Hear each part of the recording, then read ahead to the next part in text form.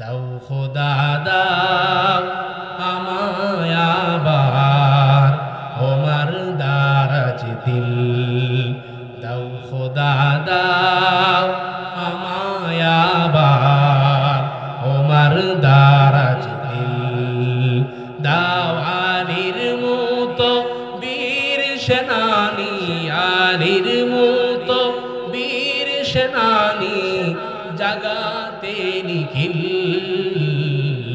দাও খোদা দাও আমায় আবার ওমর দারাজ দিল, হামজাকে দাও ঘরে ঘরে জীবন দিতে অকাতরে, হামজাকে দাও ঘরে ঘরে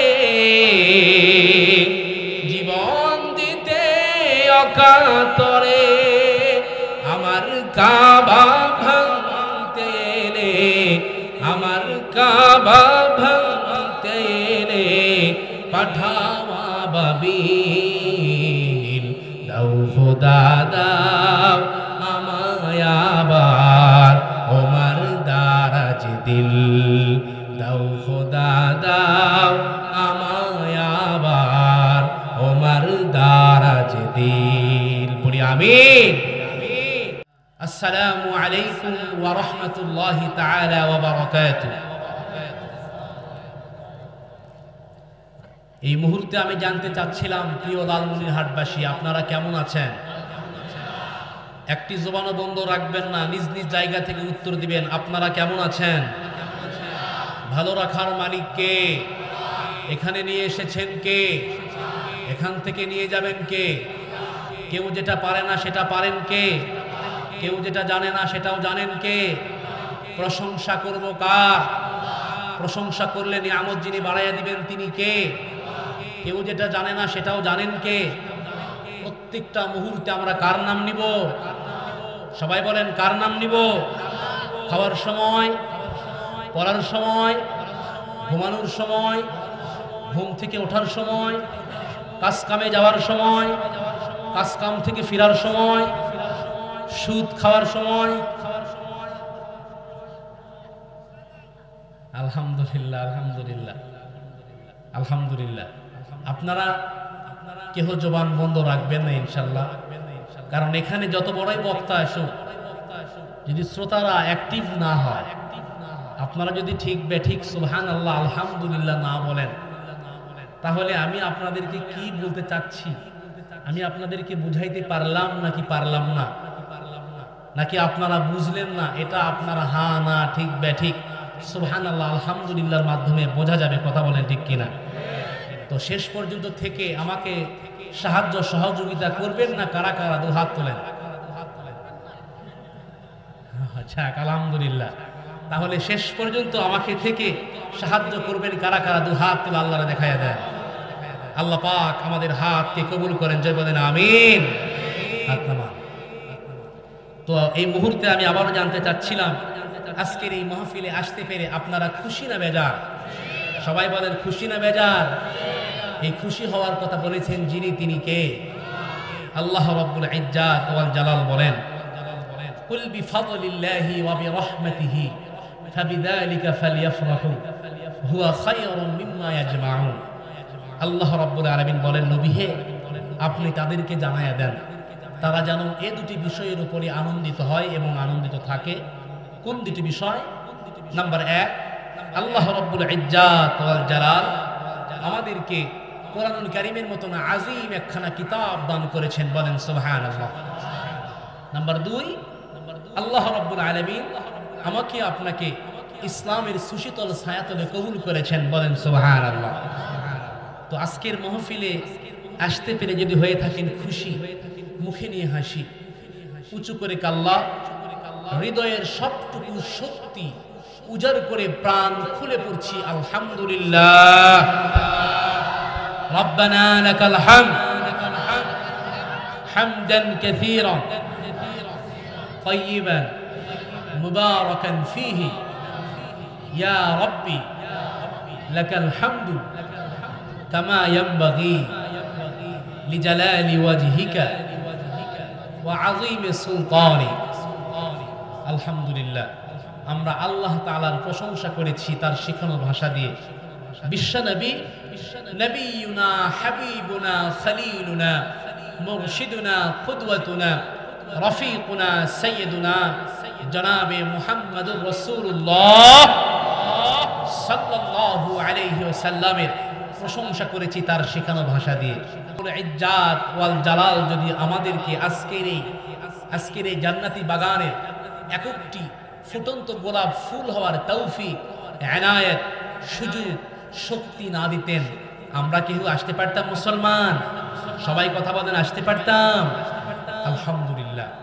তাহলে আজকে এখানে আসতে পেরেছি কোরআন শোনার জন্য। দীর্ঘক্ষণ ধরে আমরা বসেছি, শুনেছি।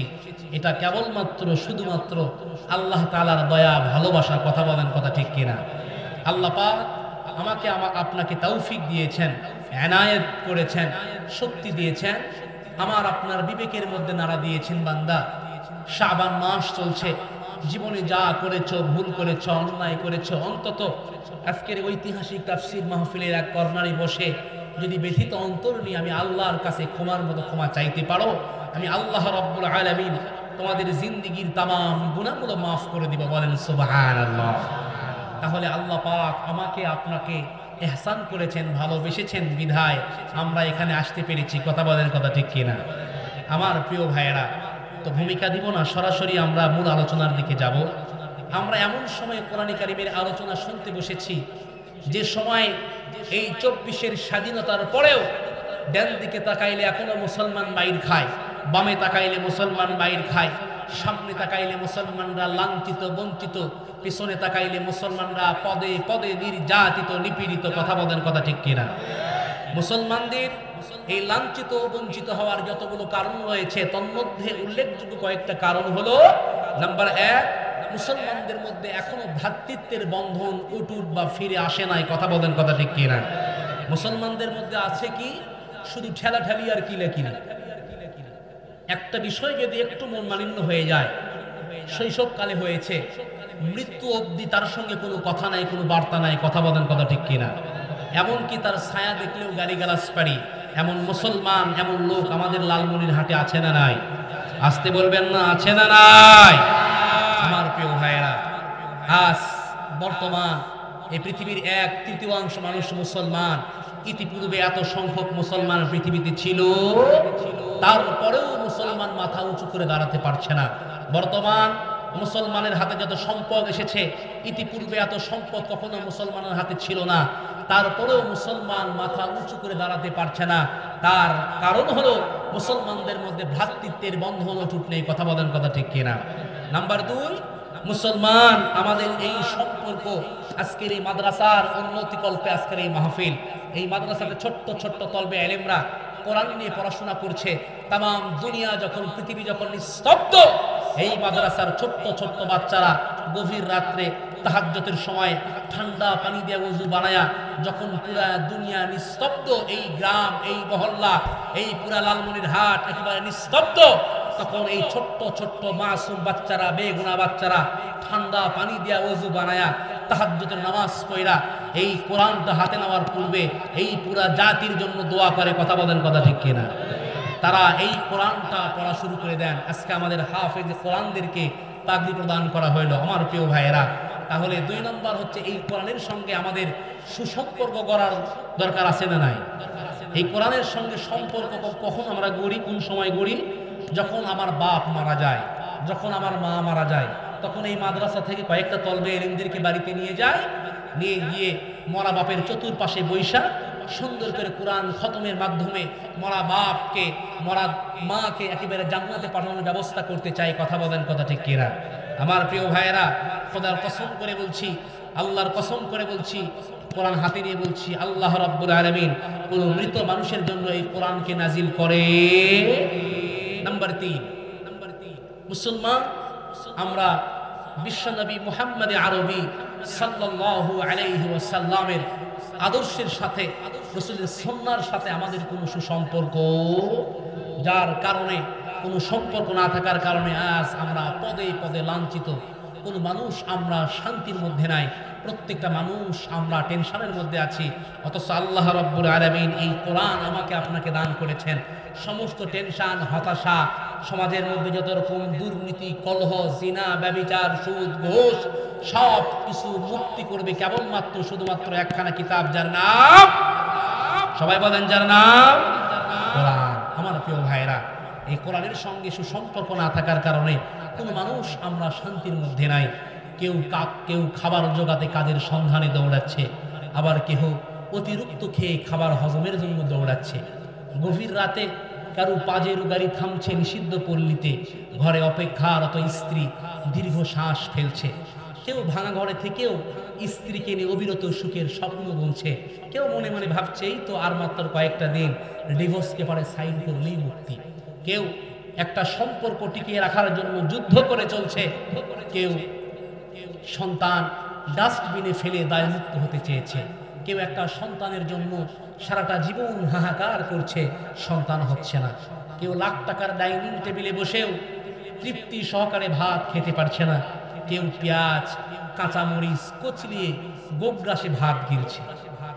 কারো দামি খাটে শুয়েও আবার ঘুমের ওষুধ খেতে হচ্ছে। কেউ আবার আমাদের লালমনিরহাটের ওভারব্রিজের নিচে, রংপুরে, বগুড়াতে, ঢাকাতে এই কনকনে শীতের মধ্য দিয়েও শুধুমাত্র পাতলা ফ্যানফানা একটা কম্বল গায়ে দিয়ে, চটের বস্তা গায়ে দিয়ে ওভারব্রিজের নিচে অঘরে আরাম এসে ঘুমাচ্ছে। কথা বলেন, কথা ঠিক কিনা? কারো পড়ার টেবিলে নতুন বইয়ের সমারোহ কিন্তু পড়তে ইচ্ছে করছে না। কেউ পুরাতন বইয়ের দোকান চষে বেড়াচ্ছে পকেট খালি বলে। কেউ বিলাসবহল গাড়িতে বসে চিন্তিত, এতগুলো সম্পদ, সন্তানগুলো একটাও মানুষ হলো না, এতগুলো সম্পত্তি রাখতে পারবি তো? কেউ পায়ে হেঁটে পথ চলছে আর মনে মনে ভাবছে, যাক আল্লাহ চাইয়ে তো সন্তানগুলোকে মানুষের মতো মানুষ করতে পেরেছি, ওরাই এখন জীবনটা গুছিয়ে নিবে। কথা বলেন, কথা ঠিক কিনা? কেউ বিদেশ যাওয়ার জন্য লক্ষ লক্ষ টাকা ইনভেস্ট করেছে, কিন্তু বিদেশ যাওয়া হচ্ছে না, পরিবারগুলো রাস্তায় নেমেছে দেউলিয়ার পথে। কেউ বিদেশ থেকে আসার জন্য ছটফট করেছে, আহারে কি ভুলটাই না করলাম, এক বাপের একটা ছেলে ছিলাম, বাড়িতে জমাজমি ছিল, কত সুন্দর জীবনটা কাটাতাম। কেউ চাকরিতে অ্যাপ্লাই করতে করতে পায়ের জুতা ক্ষয় করে ফেলছে, কিন্তু চাকরি মিলছে না। কেউ আবার চাকরি থেকে অব্যাহতি নেওয়ার জন্য বারংবার চেষ্টা করছে যে এই গরু খাটুনি আমার কাছ থেকে কেটে নিচ্ছে। সত্যি নানান রঙের মানুষ, নানান রকম স্বপ্নের ঘুড়ি, তবে শেষ ঠিকানা প্রত্যেকের জন্যই কিন্তু 3.5 হাত মাটি। ভাই কথা বলেন ঠিক কিনা? মাটি ছাড়া কিছু আছে ভাই?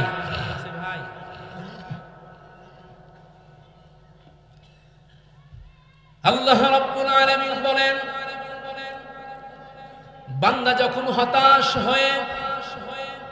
হতাশাগ্রস্ত হয়ে বান্দা যখন কাঁদতে থাকে আর ডাকতে থাকে, ইয়া আল্লাহ, ইয়া রহমান, ইয়া রহিম, ইয়া হাইয়ু ইয়া কাইয়ুম। সন্তান নিয়ে পেরেশানের মধ্যে আছেন, বিবি নিয়ে টেনশনের মধ্যে আছেন, টাকা পয়সা লক্ষ লক্ষ টাকা উপার্জন করছেন, টাকাগুলো রাখতে পারছেন না, এই জীবন নিয়ে হতাশার মধ্যে আছেন। আমার ভাইরা, আল্লাহ রাব্বুল আলামিন বলেন, বান্দা যখন হতাশ হয়ে, হতাশাগ্রস্ত হয়ে বান্দা যখন কাঁদতে থাকে আর ডাকতে থাকে, ইয়া আল্লাহ, ইয়া রহমান, ইয়া রহিম, ইয়া হাইয়ু ইয়া কাইয়ুম।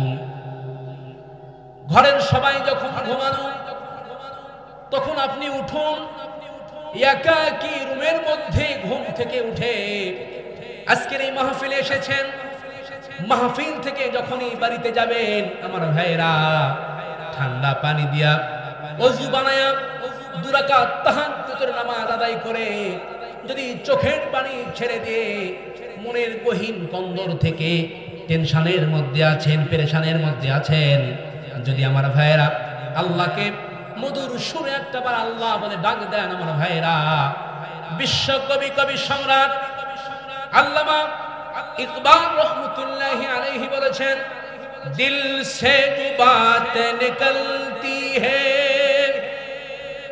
दिल से जो बातें निकलती है, असर रखती है पर नहीं मगर तौक़ते परवाज रखती है। কবি বলেন দিল থেকে যে কথা উচ্চারিত হয়, মুখের কথা আর মনের কথা ভিন্ন রকম। মন থেকে যে কথা জিহ্বা দিয়ে উচ্চারিত হয়, এ কথার প্রভাব বিস্তার করে, ডানা না থাকলে উড়তে সক্ষম হয়। তার মানে হলো বান্দা যখন অন্তরস্থল থেকে মহাব্বত নিয়ে, ভালোবাসা নিয়ে, অশ্রু সিক্ত নয়নে আমার ভাইরা মনের গহীন কন্দর থেকে একটা বার যদি আল্লাহকে আল্লাহ বলে ডাক দেয় আমার ভাইরা, একটা বার যদি ডাক দেয় আল্লাহ, আমার আল্লাহর নাম কত সুন্দর, ঠিক কিনা? আল্লাহ কিন্তু নয়, আল্লাহ। সবাই বলেন আল্লাহ, আর আওয়াজ দিয়ে বলেন আল্লাহ। আমার ভাইয়েরা বান্দা যখন মনের মনি কোঠা থেকে, মনের গহীন কন্দর থেকে স্বতঃস্ফূর্ত ভাবে হৃদয়ের সবটুকু শক্তি উজাড় করে একটা বার যদি আল্লাহকে আল্লাহ বলে ডাক দেয় আমার ভাইয়েরা, আল্লাহ রাব্বুল আলামিন সঙ্গে সঙ্গে ৭০ বার সাড়া দিয়ে, তার ডাকে ৭০ বার সাড়া দিয়ে জিজ্ঞাসা করে বলে, বান্দা কি চাও বান্দা, আমি হাজির। আমার ভাইয়েরা আমার আল্লাহকে ডাকার জন্য মাইকের দরকার হয় না, চিৎকার মারার দরকার নাই, ফিস ফিস করে ডাকলেও তিনি শোনেন, সশব্দে ডাকলেও কিন্তু তিনি শুনতে পান। কথা বলেন, কথা ঠিক কিনা? আমার ভাইয়েরা বান্দা যখন ডাকে আল্লাহ রাব্বুল আলামিন শুনিয়ে দিচ্ছেন। আল্লাহ রাব্বুল আলামিন বলেন, ওয়া নাহনু আকরাবু ইলাইহি মিন হাবলিল ওয়ারিদ। আল্লাহ রাব্বুল আলামিন বলে, বান্দা তোমার যে সাহারা রগ আছে, বান্দা তোমার যে সাহারা রগের উপরে তোমার মাথাটা বসানো আছে, আমি আল্লাহ রাব্বুল আলামিন তোমার সেই সাহারা রগের থেকেও বেশি নিকটে।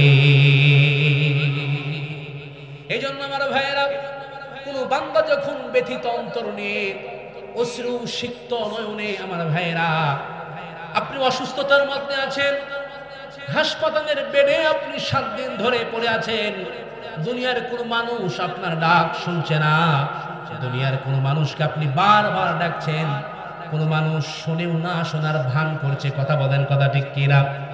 নাকের কোণায় ময়লা লেগে আছে, বন্ধু বান্ধব তাকাবে না, চোখের কর্নারে ময়লা লেগে আছে, কোন বান্ধবী তাকাবে না, এই এলাকার মেম্বার আপনার খবর নেবে না, চেয়ারম্যান আপনার খবর নেবে না, কোন আলেম ওলামা বক্তারা পর্যন্ত আপনার খবর নেবে না, কোন এমপি মন্ত্রী রাষ্ট্রপ্রধান পর্যন্ত আপনার খবর নিবে না। আমার ভাইয়েরা আপনি মুসিবতে পড়েছেন, বিপদে পড়েছেন, একটা বার যদি সেই সময়ে অন্তরস্থল থেকে আল্লাহ রাব্বুল আলামিনকে একটা বার যদি ডাক দেন, আমার ভাইয়েরা আপনার ডাকে সঙ্গে সঙ্গে আল্লাহ পাক ৭০ বার সাড়া দিয়ে আপনার মনের সমস্ত চাওয়া পাওয়াকে পূর্ণতা দিয়ে আমার ভাইয়েরা সমস্ত অশান্ত থেকে আল্লাহ পাক দূরীভূত করে অনাবিল সুখ শান্তিতে যিনি পরিপূর্ণ করে দিবেন। চিৎকার মেরে বলতে হবে তিনি কে?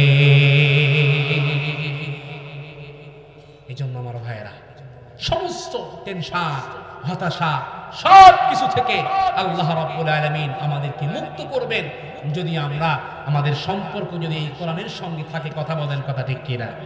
এই জন্য কোরআন এর সঙ্গে আমাদের সম্পর্ক যেমন থাকবে, যদি ভালো সম্পর্ক তৈরি হয়ে যায় এই কোরআনের সঙ্গে, দুনিয়ার মানুষ তো মানুষই, বন জঙ্গলের হিংস্র প্রাণীরাও পর্যন্ত এই মুসলমান এই মানুষের কথা শুনবে। কথা বলেন, কথা ঠিক কিনা? আজ কোরআনের সঙ্গে আমাদের সম্পর্ক না থাকার কারণে দুনিয়াওয়ালা কেউ, স্বয়ং আল্লাহ তাআলার কাছে আমরা বারবার দোয়া করছি, আল্লাহ তাআলাও আমাদের দোয়া কবুল করছে। আজ সমাজের মধ্যে, রাষ্ট্রের মধ্যে পেরেশান, টেনশন, এর একমাত্র কারণ হলো আমাদের সমাজের মধ্যে, রাষ্ট্রের মধ্যে কোরআনের কোনো বিধান নাই। কথা বলেন, কথা ঠিক কিনা? যদি কোরআনের বিধান থাকতো, রাষ্ট্র যদি রাষ্ট্র ধর্ম যদি হতো ইসলাম, আর সংবিধান যদি হতো রাষ্ট্রের এই কোরআন, তাহলে কোনো 6-9 মানুষের সঙ্গে কোনো দুর্নীতি, কোনো চুরি চামারি, কোনো চান্দাবাজি কোনো কিছু হইতো। আমার ভাইয়েরা, এই জন্য সব কিছু থেকে কেবলমাত্র শুধুমাত্র মুক্তি দিতে পারে আল্লাহ রাব্বুল আলামিনের এই কোরআন। কথা বলেন, কথা ঠিক কিনা? আল্লাহ রাব্বুল ইজ্জাত ওয়াল জালাল তাম পৃথিবীর মানব গোষ্ঠীকে, মানব জাতিকে সঠিক পথের দিশা দানের জন্য যুগে যুগে পাঠালেন অসংখ্য আম্বিয়া আলাইহিমুস সালাম এবং মুরসালিনগণকে আল্লাহ রাব্বুল আলামিন এই পৃথিবীর জমিনে প্রেরণ করেছিলেন। এবং প্রত্যেকটা নবী রাসূলকে আল্লাহ পাক আসমানি কিতাব দিয়েছিলেন, যে কিতাবের মাধ্যমে আল্লাহ পাক যেন সেই নবীগণ তাদের উম্মাহকে সঠিক পথে পরিচালিত করতে পারেন, সঠিক পথে নিয়ে আসতে পারেন। তার মাধ্যম হিসাবে আল্লাহ পাক প্রত্যেকটা নবী রাসূলগণকে কিতাব দিয়েছিলেন। তো সর্বশেষ আমাদেরকে সঠিক রাস্তা চেনানোর জন্য, সঠিক পথের দিশা দানের জন্য পাঠালেন নবিয়ুনা হাবিবুনা খলিলুনা মুরশিদুনা কুদওয়াতুনা রফিকুনা সাইয়্যিদুনা জনাবে মুহাম্মদুর রাসূলুল্লাহ সাল্লাল্লাহু আলাইহি ওয়াসাল্লামকে। এবং তাকে তিনি যেন রাস্তাটা সুন্দর করে দেখাতে পারেন, এই জন্য আল্লাহ রাব্বুল আলামিন তাকে দিলেন কোরআনুল কারীমের মতন আযীম একখানা কিতাব। বলেন সুবহানাল্লাহ। আল্লাহ রাব্বুল আলামিন বলেন, আলিফ লাম রা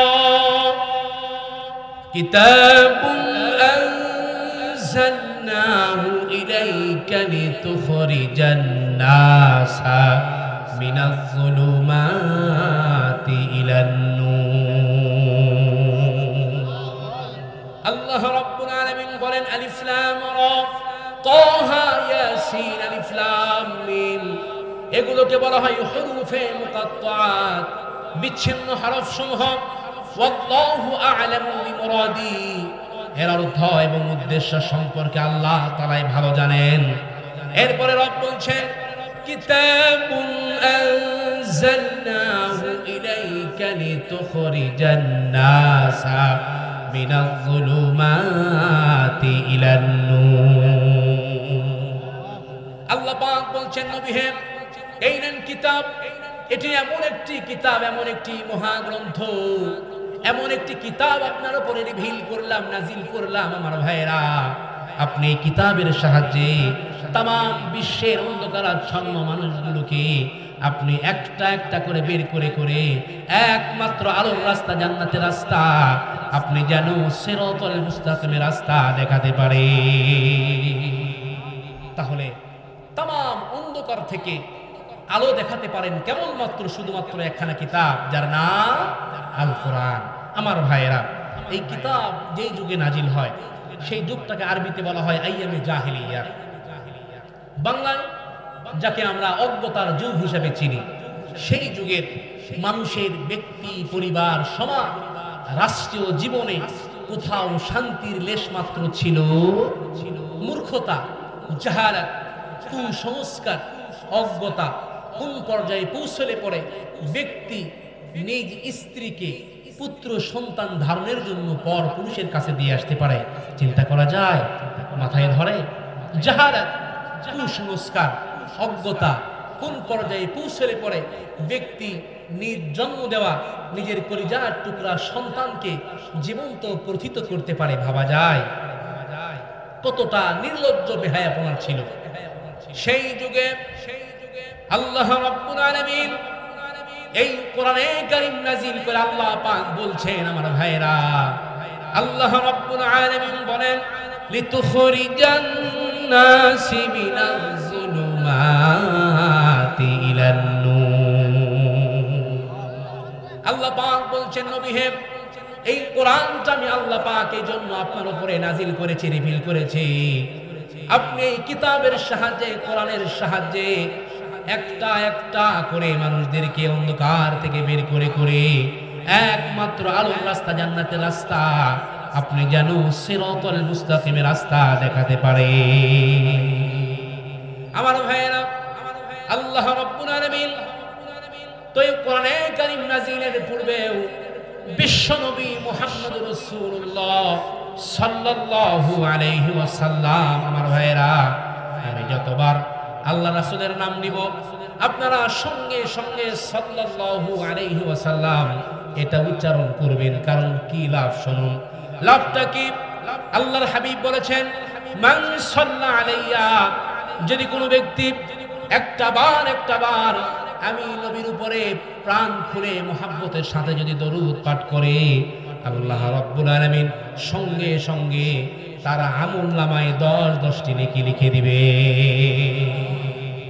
তো আল্লাহ রাব্বুল আলামিন এই কোরআনে কারীম তার হাবিবের প্রতি নাজিলের পূর্বেও বিশ্ব নবী মুহাম্মদ সাল্লাল্লাহু আলাইহি ওয়াসাল্লাম আরবের তদানীন্তন সময় এরকম কুসংস্কার, মাজলুম নিপীড়িত মানবতাকে জুলুমের কবল থেকে বাঁচানোর জন্য তিনি তার জীবনের গুরুত্বপূর্ণ 15টি বছর তিনি মানবতাকে মুক্তির রাস্তা দেখানোর জন্য তিনি চেষ্টা করেছেন। এবং এই চেষ্টা করতে গিয়ে তিনি একটি মুভমেন্ট, একটি আন্দোলন করেছিলেন। আমরা যারা ইসলামিক হিস্টোরি পড়েছি তারা জানি সেই আন্দোলনের নাম ছিল হিলফুল ফুদুল। সবাই বলেন কি ছিল? হিলফুল ফুদুল। সেই হিলফুল ফুদুলের মাধ্যমেও মুহাম্মদ সাল্লাল্লাহু আলাইহি ওয়াসাল্লাম কাঙ্ক্ষিত সফলতা লাভ করতে পারে। ওটারও উদ্দেশ্য ছিল আত্মমানবতার সেবায় নিজেকে নিয়োজিত করবেন, অন্ধকারাচ্ছন্ন সমাজটাকে আলোকিত করবেন, মাজলুম নিপীড়িত মানবতাকে জুলুমের কবল থেকে বাঁচাবেন, মানুষকে একটুখানি শান্তি দিবেন।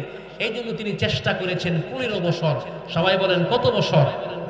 এই 15 বছর চেষ্টা করার পরেও তদানীন্তন সময় আল্লাহর হাবিব সাল্লাল্লাহু আলাইহি ওয়াসাল্লাম একটা মিনিটের জন্য শান্তি প্রতিষ্ঠিত করতে পারে।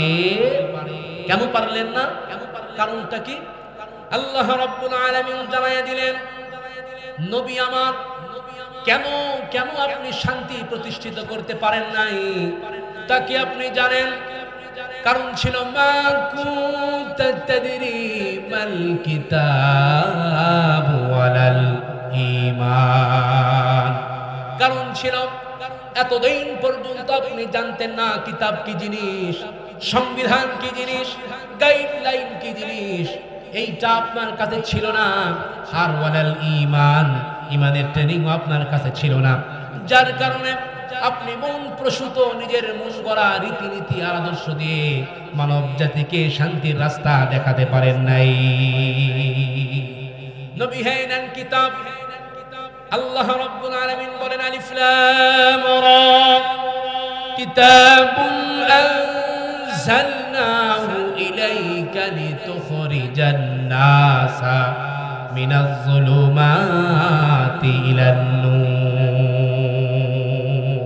জোরে বলেন আল্লাহু আকবার। আল্লাহ পাক বলছেন, নবী হে নেন কিতাব। যেই কাজটি এই কিতাবটি পাওয়ার পূর্বে আপনি শুরু করেছিলেন, এই কিতাব আপনাকে আমি আল্লাহ পাক দান করলাম। এরপরে ওই কাজটি, দাওয়াতি কাজ আপনি আবার শুরু করে দেন। আমার ভাইরা, এই কোরআনে কারীম পাওয়ার পরে বিশ্ব নবী মুহাম্মদ আরবি সাল্লাল্লাহু আলাইহি ওয়াসাল্লাম পুনরায় যখন তার কাজ আবার যখন শুরু করলেন, আমার ভাইরা, মাত্র 23 বছরের ব্যবধানে বিশ্ব নবী সাল্লাল্লাহু আলাইহি ওয়াসাল্লাম তিনি একটি চূড়ান্ত বিপ্লব কায়েম করেছে। একটুখানি চিন্তা করে দেখেন আমার ভাইয়েরা, যে কাজটি আল্লাহর হাবিব সাল্লাল্লাহু আলাইহি ওয়াসাল্লাম 15টি বছর চেষ্টা করার পরেও তদানীন্তন সময়ে একটা মুহূর্তের জন্য শান্তি প্রতিষ্ঠিত করতে পারে, ওই কাজটাই যখন তিনি আবার যখন শুরু করেছেন, only 23 ইয়ার্স, মাত্র 23 বছরের ব্যবধানে আল্লাহর হাবিব সাল্লাল্লাহু আলাইহি ওয়াসাল্লাম তিনি একটি বিপ্লব কায়েম করেছেন। কন্যা সুবহানাল্লাহ। আমি আপনাদেরকে প্রশ্ন করতে চাই, আল্লাহর হাবিব সাল্লাল্লাহু আলাইহি ওয়াসাল্লাম যেই কোরআনে কারীমের মাধ্যমে ইসলামিক স্টেট কায়েম করেছিলেন, আল্লাহর হাবিবের যুগে যে কোরআনটা ছিল, হযরতে আবু বকর, ওমর, ওসমান, আলী যেই কোরআনের মাধ্যমে ইসলামিক স্টেট কায়েম করেছিলেন, আজও সেই কোরআন আমাদের সমাজে আছে না নাই? সবাই বলেন আছে না নাই? কিন্তু কোরআনের দেওয়া সেই শান্তি কি আজও আছে ভাই? কথা বলেন আজও আছে? আমরা কোরআনের দেওয়া শান্তি চাই কি চাই না? সবাই বলেন চাই কি চাই না? এই শান্তি কি শুধু চাইলেই হবে, নাকি শান্তির জন্য নিজেকে সাজাইতে হবে? নিজেকে শান্তির জন্য তৈরি করতে হবে। আমার প্রিয় ভাইয়েরা, কথা বলেন ঠিক কিনা? এই জন্য শান্তির আলোকে, এই কোরআনের আলোকে, কারণ কোরআন হলো এমন একটি কলস পাথর, এই কোরআনের কাছে যারাই এসেছেন জিরো হয়ে, কোরআন তাদের জীবনের গতি পাল্টিয়ে তাদেরকে হিরো বানিয়ে দিয়েছেন। কন্যা সুবহানাল্লাহ। হযরতে আবু বকরের দিকে তাকান। আবু বকরকে আল্লাহ রাব্বুল আলামিন জিরো থেকে হিরো বানিয়ে দিয়েছেন। আমার ভাইরা, হযরতে ওমরের দিকে তাকান। যে ওমর ইসলাম মানে নাই, কোরআন মানে নাই, ঈমান মানে নাই, নবী মানে নাই, আমার ভাইরা, সেই ওমর এই কোরআনের সঙ্গে লেগে থাকার কারণে, কোরআনের সংস্পর্শে যাওয়ার কারণে, আমার ভাইরা, আল্লাহ রাব্বুল আলামিন জিরো থেকে এমন হিরো বানিয়ে দিয়েছেন।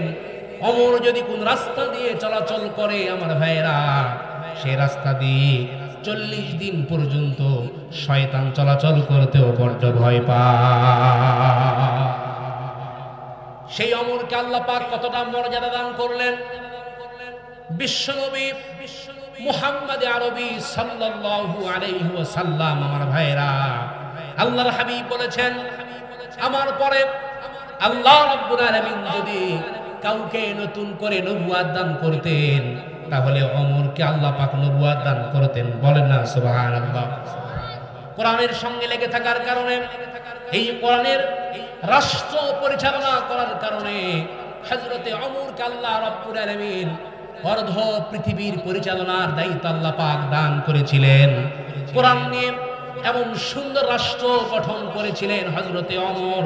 আমার ভাইরা, ইতিহাসের পাতায় আছে, বাগে হরিণে একই কূপে পানি পান করেছে। হযরতে ওমরের যুগে কেউ কারো দিকে যারা পরিমাণ হিংস্র মনোভাব নিয়ে পর্যন্ত তাকায় নাই। কথা বলেন, কথা ঠিক কিনা? আমার ভাইয়েরা, সেই ওমরকে আল্লাহ পাক কতটা মর্যাদা দান করেছেন, রাষ্ট্র এমনভাবে পরিচালনা করেছেন। তিনিও ছিলেন একজন ন্যায় বিচারক, ন্যায় একজন শাসক ছিলেন। কেমন করে রাষ্ট্র পরিচালনা করেছেন, আমার ভাইয়েরা, হযরত ওমর ছিলেন একজন খলিফা, আর খলিফার দায়িত্ব হলো ন্যায় বিচার করা। হযরতে ওমর রাদিয়াল্লাহু তাআলা আনহুর দরবারে তার কলিজার টুকরা সন্তান আবু শামার বিরুদ্ধে একটি মামলা হয়েছিল। হযরতে ওমর রাষ্ট্র থেকে যখনই বাড়িতে চলে গেলেন, বাড়িতে যাওয়ার পরে দেখেন কলিজার টুকরা সন্তান আবু শামা খাবার খাচ্ছে। ডাক দিয়ে বললেন, আবু শামা, কলিজার টুকরা সন্তান আমার, তুমি জলদি করে খাবার খেয়ে নাও, তোমার একটা বিচার আছে। যেই না বলেছেন জলদি করে খাবার খেয়ে নাও, সঙ্গে সঙ্গে সন্তানের খাওয়া শেষ করে ডাক দিয়ে বলতেছেন, আব্বা, আমার আর খাওয়ার কোনো দরকার নাই, আপনি আপনার বিচারের কাজ জলদি করে শুরু করে দেন। বাবাও যেমন সন্তানও বানিয়েছেন সেই রকম, কথা বলেন ঠিক কিনা? আর আমরা বাবাও যেমন, সন্তানও সেই রকম 2 নাম্বার। এমন সন্তান দুনিয়ার জমিনে রেখে যাচ্ছি আমার ভাইরা, মুখে তো লাল পানি, আর এই লালমনিরহাটের জমিনে এমন সন্তান আমরা রেখে যাচ্ছি আমার ভাইরা। বাবা খায় তো লাল পানি, আর সন্তান গাঞ্জা খায়, ইয়াবা খায়, আরো কত কি খায়, আছে না না? আমার ভাইরা, হযরতে ওমর রাদিয়াল্লাহু তাআলা আনহু কোরআন নিয়ে কেমন করে রাষ্ট্র গঠন করেছিলেন। যেই না ডাক দিয়ে বললেন, আবু শামা, জলদি করে খাবার খেয়ে নাও, তোমার একটা বিচার আছে। যেই না বলেছেন, আমার খাওয়া সঙ্গে সঙ্গে বন্ধ হয়ে গেছে। ডাক দিয়ে বলতেছেন, আব্বা, আমার আর খাওয়া লাগবে না, আপনি আপনার বিচারের কাজ শুরু করে দেন। আমার ভাইরা, সঙ্গে সঙ্গে হযরতে ওমর রাদিয়াল্লাহু তাআলা আনহুর স্ত্রী দৌড় দিয়ে স্বামীর সামনে হাজির হয়ে বলতেছেন, স্বামী গো, কি হয়ে গিয়েছে, কি হয়েছে, আপনি এত চিৎকার করছেন কেন? হযরতে ওমর বললেন, স্ত্রী, আমার দরবারে একজন মহিলা মামলা দায়ের করেছে, একজন মহিলা নালিশ দিয়েছে, তার নাতিকে নাকি আমার ছেলে ধর্ষণ করেছে। এই কথা যেই না শুনেছেন, এই কথা শোনার সঙ্গে সঙ্গে আমার ভাইরা, তার স্ত্রী কিছুটা বিচলিত হয়ে পড়লেন। কারণ চিন্তা করলেন, এ তো স্বাভাবিক কোনো মানুষ নয়, আল্লাহর কোরআন ছাড়া তো যারা পরিমাণ কোনো বিচার করবে না। সুতরাং নিজের কলিজার টুকরা সন্তানকে বাঁচাবার জন্য আমার ভাইরা সঙ্গে সঙ্গে তার স্ত্রী পিছনের দরজায় চলে গেছেন। হযরতে ওমরকে বলতেছেন, ওমর স্বামী গো, অন্তত আমার টাকা পয়সা সোনা গহনা যা কিছু আছে সব কিছু আপনাকে দিয়ে দিচ্ছি, আপনি এগুলোর বিনিময়ে অন্তত আমার সন্তানটাকে আপনি বাঁচান, মেয়েটাকে একটু ম্যানেজ করা যায় কিনা দেখেন। এই কথা যাই না বলেছেন আমার ভাইয়েরা। এই কথা বলার সঙ্গে সঙ্গে হযরতে ওমর রাদিয়াল্লাহু তাআলা আনহুর চেহারা একেবারে আগুনের গোলার মতো লাল হয়ে গেল। আমার ভাইয়েরা, স্ত্রীকে ধমক দিয়ে বলতেছেন, স্ত্রী তুমি কি আল্লাহ পাকের বিধান হতে তুমি আমাকে সরে যাও? তুমি কি আল্লাহর বিধান হতে আমাকে বাধা দিচ্ছ নাকি? যাও, আমার সামনে থেকে তুমি সরে যাও। আমার ভাইয়েরা, এই কথা বলে সন্তানকে ডাক দিয়ে বলতেছেন, আবু শামা, তোমার বিরুদ্ধে যে মামলা হয়েছে, তোমার বিরুদ্ধে যে অভিযোগ উঠেছে এটা কতটুকু সত্য তোমার মুখে একটু শুনতে চাই, তুমি একটু পরিষ্কার করে বলো, তুমি একটু ক্লিয়ার করে বলো। সন্তান সঙ্গে সঙ্গে কয়, বাবা হ্যাঁ, আমি একটু নাবিজ খেয়েছিলাম, বন্ধু বান্ধবদের পাল্লায় পড়ে নাবিজ খেয়েছিলাম, যার কারণে ব্রেন ঠিক ছিল না, মাথাটা বিগড়ে গিয়েছিল, আবেগে পড়ে এই কাজটি আমি করেছি, আবেগে পড়ে এই কাজটি করেছি। আপনি অন্তত দয়া করে মায়া করে আমাকে আপনি মাফ করে দেন, আপনি আমাকে ক্ষমা করে দেন। হযরত ওমর কয়, বাবা করে যার টুকরা সন্তান আমার, মাফ যদি চাইতেই হয় আল্লাহর কাছে মাফ চাও, কারণ কাল কিয়ামতের ময়দানে জাহান্নামের ভয়াবহ আগুন থেকে তোমাকে বাঁচাতে চায়। আল্লাহু আকবার বলেন। আমার ভাইয়েরা, এই কথা বলে প্রধান বিচারপতিকে ডাক দিয়ে বললেন, জল্লাদ চাবুক মারা শুরু করে দাও, চাবুক মারা আরম্ভ করে দাও। আমার ভাইয়েরা, জল্লাদ চাবুক মারা শুরু করেছে, তাও চামড়ার চাবুক দিয়ে 80টা ব্যাট মারা হয়ে গিয়েছে। জমিনের উপরে সন্তান বেহুশ হয়ে পড়ে গিয়েছে। আমার ভাইয়েরা, আল্লাহ রাব্বুল আলামিন বলেন, আয-যানিয়াতু ওয়াজ-যানি ফাজলিদু কুল্লা ওয়াহিদিম মিনহুমা মিয়াতা জালদা। জোরে বলেন আল্লাহু আকবার। সূরা নূরের এই 2 নম্বর আয়াত পড়ার পরে জিনার যে বিচার ব্যবস্থা আছে আমার ভাইরা, এই আয়াতে কারিমা পড়ার পরে সঙ্গে সঙ্গে এই বিচার ব্যবস্থা শুরু হয়ে গেল। 80টা ব্যাট মারা হয়ে গিয়েছে। সন্তানের নাক মুখ দিয়ে রক্ত উঠে জমিনে বেহুশ হয়ে পড়ে গিয়েছে। আমার ভাইরা, স্ত্রী দৌড় দিয়ে এসে স্বামীর পা চেপে ধরেছেন, অন্তত আজকের মধ্যে কলিজার টুকরা সন্তানরা আপনি মাফ করে দেন, আর যা মারা দরকার আপনি আগামীতে এর আবার মারবেন, অন্তত আজকের মতো আমার সন্তানরা আপনি মাফ করে দেন। আমার ভাইয়েরা, হযরতে ওমর রাদিয়াল্লাহু তাআলা আনহু বলেন, স্ত্রী আয়াতের মধ্যে তো ওয়াও শব্দ নাই, অর্থাৎ মিয়াতা ওয়া জালদা নাই। আল্লাহ পাক যেহেতু বিরতি দেয় নাই, তাহলে আমি কেমনে বিরতি দেই? আমার দয়া কি আল্লাহর চাইতে বেশি নাকি? কয় আল্লাহ, আল্লাহর দয়া, আল্লাহর মায়া, আল্লাহর ভালোবাসার চাইতে আমার দয়া ভালোবাসা বেশি নাকি? তুমি বাধা দিও না, স্ত্রী সরে যাও, তুমি দূরে সরে যাও। এই কথা বলে স্ত্রীকে দূরে সরে দিয়েছেন। সন্তানের নাক মুখ দিয়ে রক্ত উঠে জমিনে বেহুশ হয়ে পড়েছেন। আমার প্রিয় ভাইরা, সন্তান জমিনে বেহুশ। হযরতে ওমর রাদিয়াল্লাহু তাআলা আনহু জল্লাদকে আবার ডাক দিয়ে বললেন, চাবুক মারা শুরু করে দাও। 80টা মারার পরে যখন নাক মুখ দিয়ে রক্ত উঠে সন্তান একেবারে মরার উপক্রম হয়ে গিয়েছে আমার ভাইয়েরা, কিন্তু আরো 20টা মারা লাগবে। সন্তান তো সঙ্গে সঙ্গে মারা গেছে। হযরতে ওমর রাদিয়াল্লাহু তাআলা আনহু নিজের হাত দিয়ে কলিজার টুকরা সন্তানকে দাফন কাফন করে, গোসল করানোর পরে দাফন কাফন করে কলিজার টুকরা সন্তানের চেহারার দিকে তাকায়া হযরতে ওমর রাদিয়াল্লাহু তাআলা আনহু বলতেছেন, আব্দুল্লাহ বাবারে, কলিজার টুকরা সন্তান আমার, দুঃখ পেও না, তুমি কষ্ট পেও না বাবা। দুনিয়াতে আল্লাহর কোরআন দিয়ে, কোরআনের আইন দিয়ে বিচার করে দিয়েছি আমার ভাইরা। বাবা তুমি আর দুঃখ পেও না, কারণ এই দুনিয়ার জমিনে যদি কোরআন দিয়ে কোনো পাপের শাস্তি হয়ে যায়, কোনো বিচার হয়ে যায়, কাল কিয়ামতের ময়দানে আল্লাহ রাব্বুল আলামিন ডাবল করে ওই পাপের বিচার আর কখনো করবে না। আমার ভাইয়েরা, কারণ তোমাকে আমি জাহান্নামের আগুন থেকে বাঁচাতে চাই। কলিজার টুকরা সন্তান, আমার সন্তানকে কবরস্থ করার পরে জল্লাদকে ডাক দিয়ে বলতেছেন, চাবুকটা আমার হাতে দাও। 80টা বেত মারার পরে সন্তান মারা গেছে, কিন্তু আরো 20টা আছে। এই 20টা আবার কে খাবে? এই 20টাও তো মারা লাগবে। এই খেয়াল করে আমার ভাইয়েরা, হযরতে ওমর রাদিয়াল্লাহু তাআলা আনহু কলিজার টুকরা সন্তানের কবরের পাশে দাঁড়ায়া, কবরের সামনে দাঁড়ায়া চাবুকটা হাতের মধ্যে নিয়া 1টা 2টা 3টা 4টা 5টা করে কলিজার টুকরা সন্তানের কবরের উপরে যখন তিনি মারছিলেন, আমার ভাইয়েরা, এত জোরে জোরে কবরের উপরে মারছিলেন। যখন এভাবে 20টা তিনি পরিপূর্ণ করলেন, হযরতে ওমর যখন মারছিলেন, কবরের মাটিগুলো দুপাশ দিয়ে ছড়িয়ে যাচ্ছিল। চোখের পানি ছেড়ে দিয়ে বললেন, রব্বুল আলামিন, সন্তান হিসাবে আমারও মায়া লেগেছিল, কিন্তু বাবা হিসাবে আমারও মায়া লেগেছিল, কিন্তু তোমার বিধানের দিকে তাকায়া, তোমার কোরআনের দিকে তাকায়া আমি আর যারা পরিমাণ কোনো মায়া করি নাই।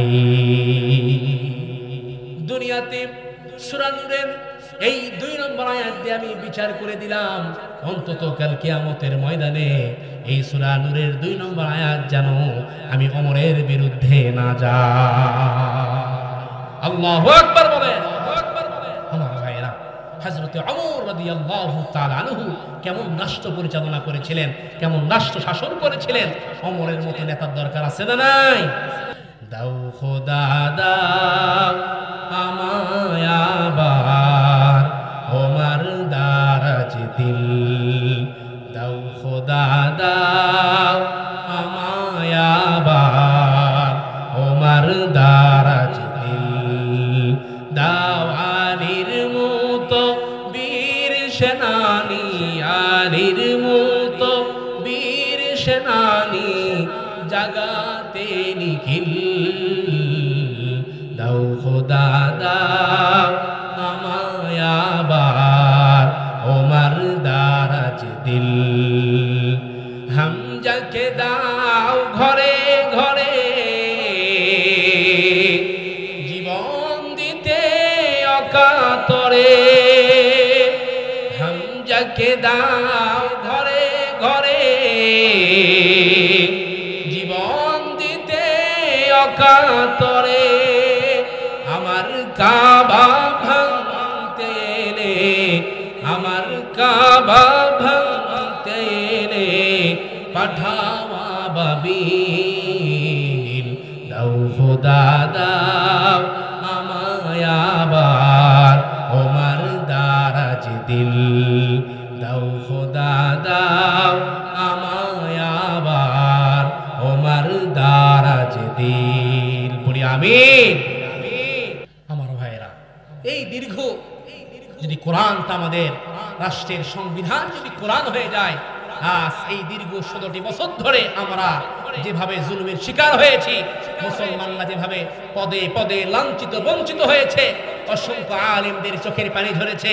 মসজিদের দান বাক্সে টাকা চোরের বিচার হয়, জুতা চোরের বিচার হয়, কিন্তু যারা কলমের সিগনেচার দিয়ে, কলমের খোঁচা দিয়ে দেশটারে একেবারে দেউলিয়ায় পরিণত করেছিল, এই বাংলার জমিনে তাদের কোনো বিচার হয় নাই। কথা বলেন, কথা ঠিক কিনা?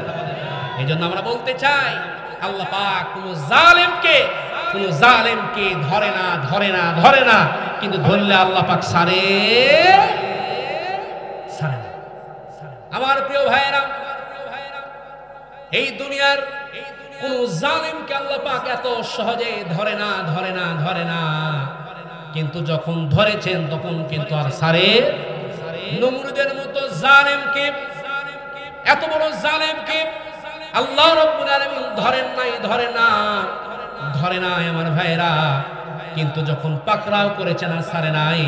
একেবারে সেরা জুতার বাড়ি খাওয়াইতে খাওয়াইতে এই দুনিয়া থেকে বিদায় করে দিয়েছে, ঠিক কিনা?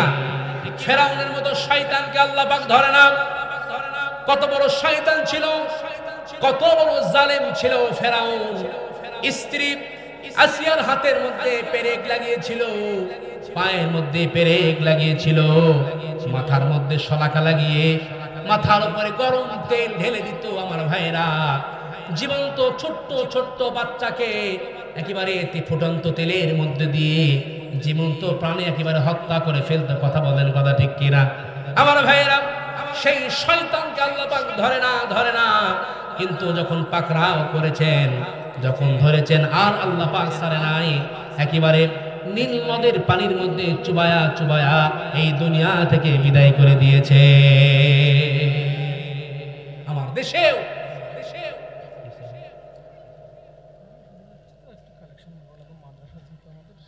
আমার ভাইয়েরা, আমার দেশেও দীর্ঘ 17টি বছর ধরে যেভাবে জুলুম নির্যাতনের শিকার আমরা হয়েছি, কি পরিমাণ জুলুম হয়েছে, অসংখ্য আলেমদের চোখের পানি ঝরেছে, হাজার হাজার মায়ের বুক খালি করা হয়েছে। কথা বলেন, কথা ঠিক কিনা? এই রংপুরের আবু সাইদ বুকে তাজা রক্ত দিয়েছে। আমার প্রিয় ভাইয়েরা, যেন এই বাংলার জমিনে কোনো বৈষম্য কোনোদিন স্থান না পায়। কথা বলেন, কথা ঠিক কিনা?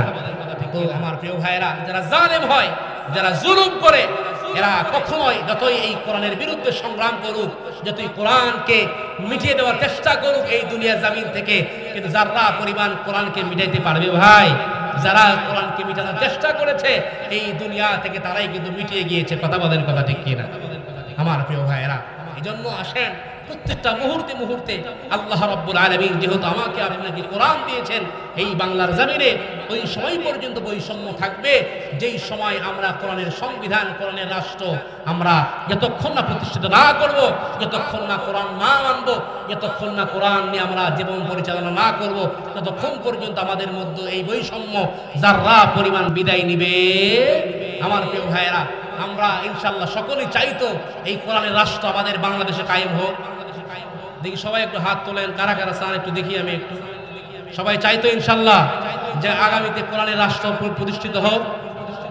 আল্লাহ পাক আমাদের সকলের হাতকে কোরআনের জন্য, কোরআন প্রতিষ্ঠার সংগ্রামে কবুল করেন, যারা বলেন আমিন। আমরা হাতটা আগেই না নামাই, সবাই একটু হাতটা এই অবস্থায় দিই। আমার প্রিয় ভাইয়েরা, আল্লাহ পাক দেখছে, আমরা তো চাই প্রত্যেকটা বছরে বছরে এই মাহফিল হোক, চাই কি চাই না? সকলে বলেন, চাই কি চাই না? যদি আমরা এই মাহফিলটা চাই, যেহেতু আজকের মাদ্রাসার উদ্যোগে এই মাহফিল, মাদ্রাসার উন্নতি কল্পে আজকে মাহফিল, আমার প্রিয় ভাইয়েরা, হাতটা নামায়া দিয়ে আমরা মোটামুটি ভাবে সেই জায়গাতে দিব যেখানে টাকা আছে।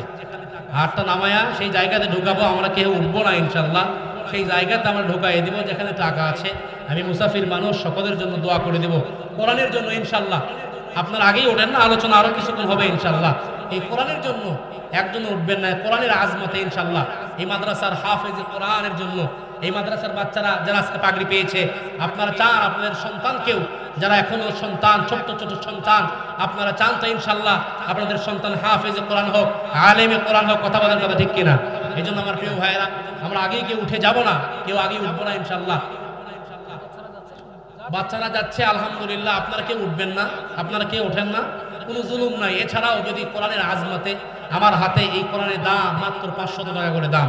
যদি চান হুজুর আমি কয়েকটা কোরআন এই মাদ্রাসাতে 20, 30টা, 40টা, 50টা ইনশাল্লাহ আমি একাই কোরআন দিব, ইনশাল্লাহ আপনারা উঠে আসেন, আমার হাতে দিতে পারেন ইনশাল্লাহ। এই কোরআনের জন্য আমরা দোয়া করে দিব ইনশাল্লাহ।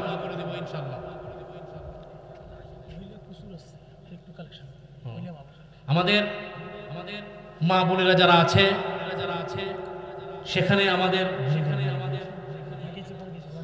ভলেন্টিয়ার ভাইরা গিয়েছেন, মাদ্রাসার বাচ্চারা হয়তোবা। আমাদের মা বোনদেরকে অনুরোধ করব, আপনারাও ইনশাল্লাহ দ্রুত আমাদের বাচ্চাদেরকে মোটামুটি ভাবে দিয়ে পাঠিয়ে দেবেন ইনশাল্লাহ। আপনাদের জন্য আমরা দোয়া করে দেব।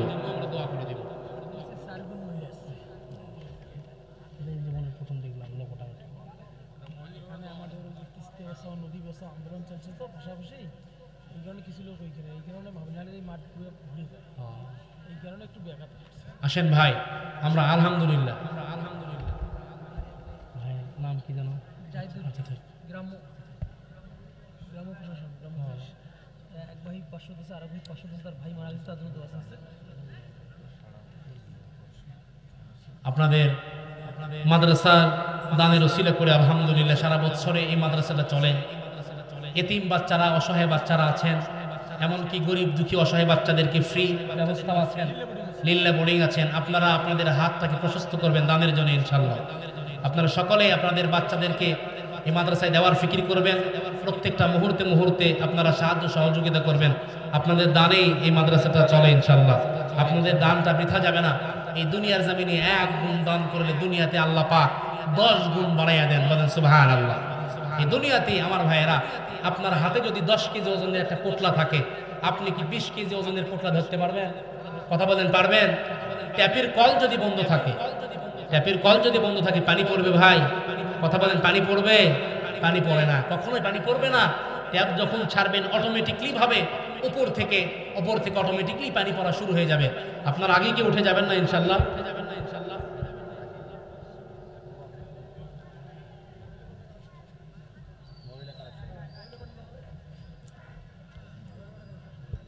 আমরা একটু তাড়াতাড়ি করে জলদি করে দেই ইনশাআল্লাহ।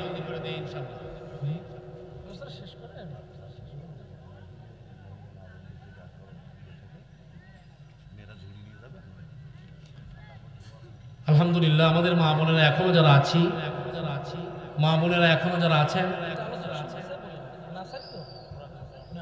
আলোচনা করব কিছুক্ষণ। হ্যাঁ, আপনারা একটু আগায় আসেন বাজান, কষ্ট করে আগায় আসেন।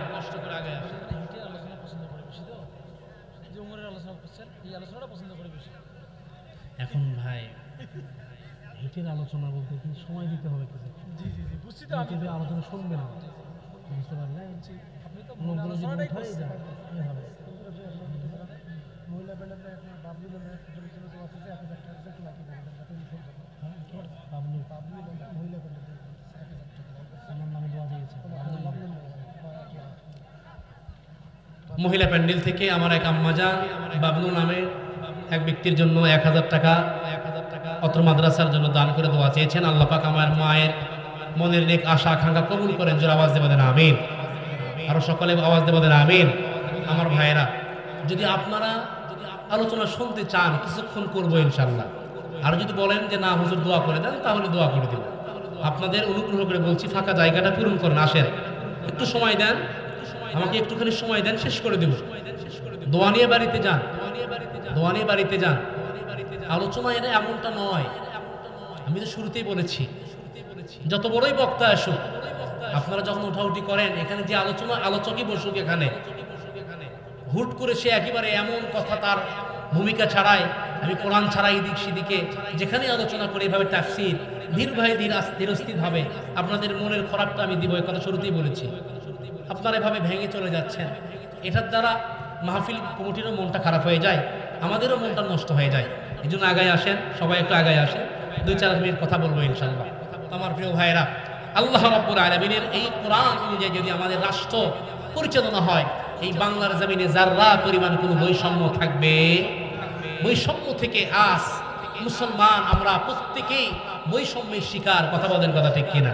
সবচাইতে বড় বৈষম্যের শিকার হলো মসজিদের ইমাম মুয়াজ্জিনরা, মাদ্রাসার হুজুররা। কথা বলেন ঠিক কিনা?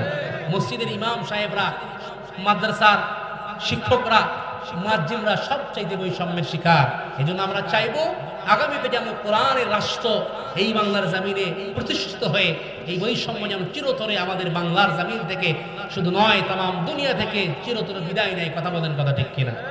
তো আমার প্রিয় ভাইয়েরা, শুরুতে বলেছি, তাহলে কোরআনের দেওয়া শান্তি আর সমৃদ্ধি আমরা চাইতো ইনশাআল্লাহ।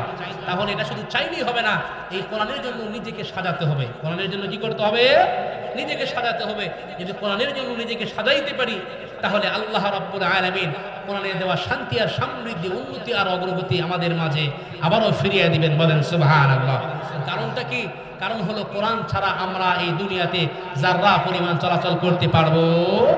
যারা কোরআন ছাড়া চলবে, এই দুনিয়াতে রিজিকের তাদের সংকট হবে এবং তাদের রিজিকটা, তাদের জীবিকা সংকীর্ণ হয়ে যাবে, তাদের জীবনটা পর্যন্ত সংকীর্ণ হয়ে যাবে। শুধু তাই নয়, মৃত্যুর পরে আল্লাহ রাব্বুল আলামিন কবর থেকে তাদেরকে অন্ধ বানায়া উঠাবেন। কথা বলেন, কথা ঠিক কিনা? এই জন্য দুনিয়াতে কোরআনই আপনাকে মানতে হবে। কেন মানবেন? আল্লাহ রাব্বুল আলামিন বলেন, ومن يبتغي غير الإسلام دينا فلن يقبل منه وهو في الآخرة من الخاسرين আল্লাহ রাব্বুল আলামিন বলেন আর যে ব্যক্তি খুঁজে বেড়ায় ওমাইয়াবতাগি গায়রুল ইসলামি দীনা আর যে ব্যক্তি অন্বেষণ করে খুঁজে বেড়ায় ইসলাম ছাড়া অন্য কোনো মতবাদ ইসলাম ছাড়া অন্য কোনো ধর্ম আমার ভাইরা সে যে আমলই করুক তার কোনো আমল কবুল করা হবে না সে যদি নামাজ পড়ে তার নামাজ কবুল হবে না সে যদি রোজা রাখে তার রোজা কবুল হবে না সে যদি হজ করে আমার ভাইরা তার হজও কিন্তু কবুল হবে না শুধু তাই নয় আল্লাহ রাব্বুল আলামিন বলেন ওহুয়া ফিল আখিরাতি মিনাল খাসিরিন কাল কিয়ামতের ময়দানে আল্লাহ রাব্বুল আলামিন তাদেরকে ক্ষতিগ্রস্তদের মধ্যে শামিল করে দিবে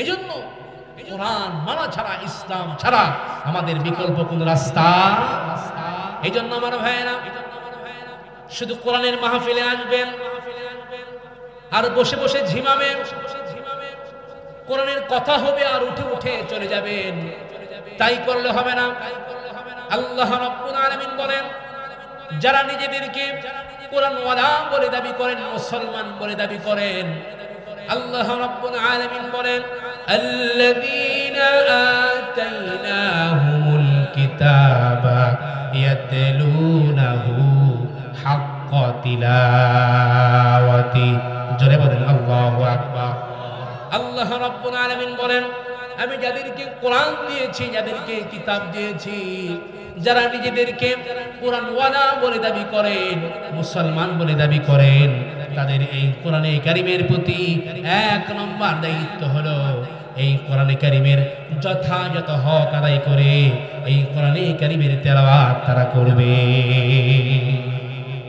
এটা হলো এই কোরআনে কারীমের এক নম্বর দায়িত্ব আমার ভাইয়েরা দুই নম্বরে এই কোরআনে কারীমের প্রতি আমাদের দায়িত্ব হলো এক নম্বরে এই কোরআনে কারীমের প্রতি আমাদের দায়িত্ব আল্লাহ তাআলার কোরআনটা আমরা সহি শুদ্ধ করে তেলাওয়াত করব শুধু এমন নয় যে রমজান মাসে বারবার কোরআনের খতম দেয় বাকি মাসে কোনো খবর নাই আমার ভাইরা এমনটা করলে হবে না আমাদের সমাজে বহু লোক পাওয়া যায় রমজান মাসে যারা বারবার কোরআনের খতম দেয় বাকি মাসে কোনো খবর নাই এমন লোক আমাদের সমাজে আছে না নাই আবার শুধুমাত্র জন্য আল্লাহর কোরআনে কারীমের প্রতি আমাদের দুই নম্বর দায়িত্ব হলো এক নম্বরে আল্লাহর কোরআনটা আমরা সহি শুদ্ধ করে সুন্দর করে এর তেলাওয়াত করব এর তেলাওয়াতটা শিখব রাজি আছেন তো ইনশাআল্লাহ আমরা সামনে যেহেতু রমজান আসছে সারাটা জীবন হেলাই খেলাই কাটিয়েছি অন্তত এই রমজানকে কাজে লাগায়া আমরা সকলে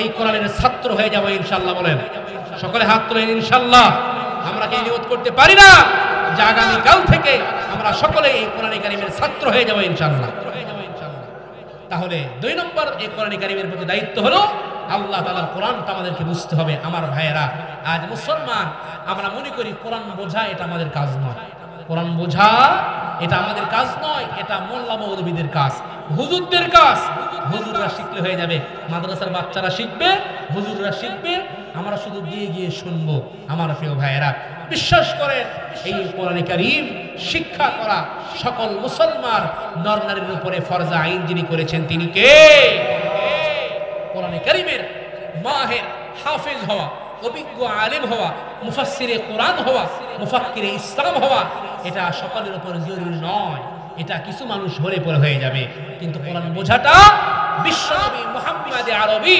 সাল্লাল্লাহু আলাইহি ওয়াসাল্লাম বলেছেন তলাবুল ইলমি ফরিদাতুন আলা কুল্লি মুসলিম আমাদের এই মাদ্রাসার ছোট ছোট বাচ্চারা তলবে ইলমরা এই হাদিসটা মুখস্থ করে নিয়েছে আমরা মুক্তবি এই হাদিসটা মুখস্থ করে নিয়েছি কারণ এই হাদিস অনুযায়ী ততটুকু জ্ঞান আপনাকে অর্জন করতে হবে যতটুকু জ্ঞান অর্জন করা ছাড়া আপনার ব্যক্তি জীবন পারিবারিক জীবন সামাজিক জীবন আপনার রাষ্ট্রীয় জীবন যারা পরিমাণ আপনি চলাচল করতে পারবেন এই হাদিস অনুযায়ী আপনাকে ততটুকু জ্ঞান অর্জন করতে হবে আমার ভাইয়েরা কারণ আপনি একজন মুসলমান হিসাবে আপনার দায়িত্ব কর্তব্য হলো আপনি নামাজ পড়বেন নামাজের ফরজিয়াত ওয়াজিবাত নামাজের আরকান আহকাম এগুলো জানা কিন্তু আমার আপনার জন্য ফরজ কথা বলেন কথা ঠিক কিনা ওযুর কাইফিয়ত জানা আপনার জন্য ফরজ।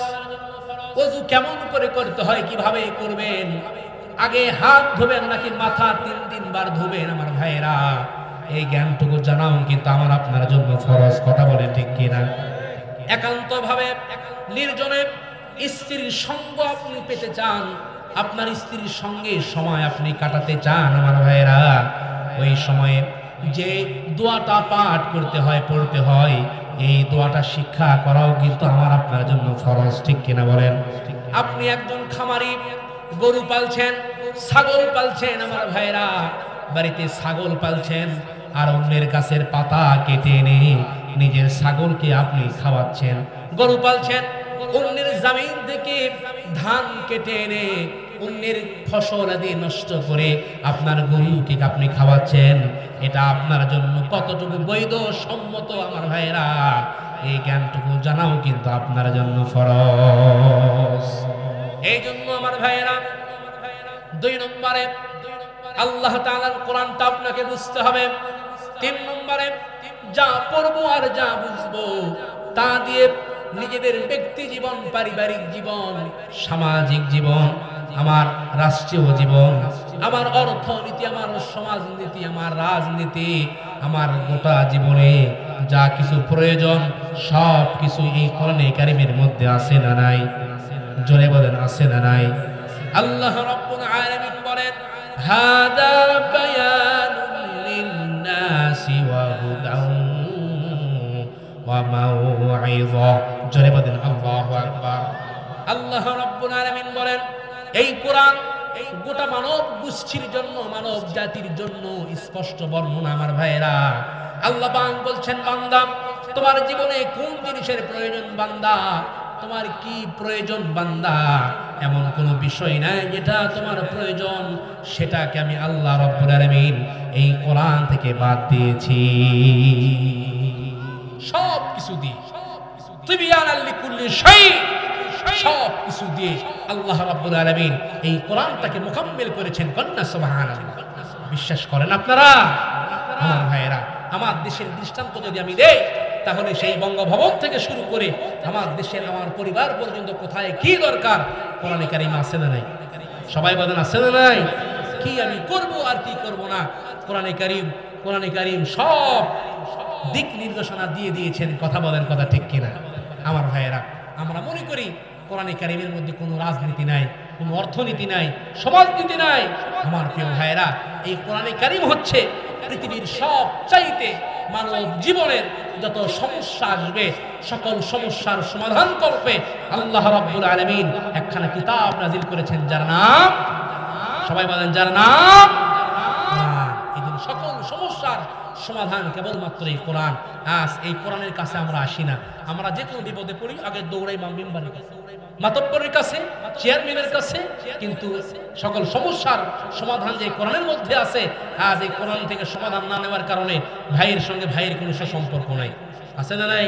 বাবার সঙ্গে ছেলের পর্তা নাই, মারামারি। আছে না নাই? স্ত্রীর সঙ্গে স্বামীর কোনো মিল নাই।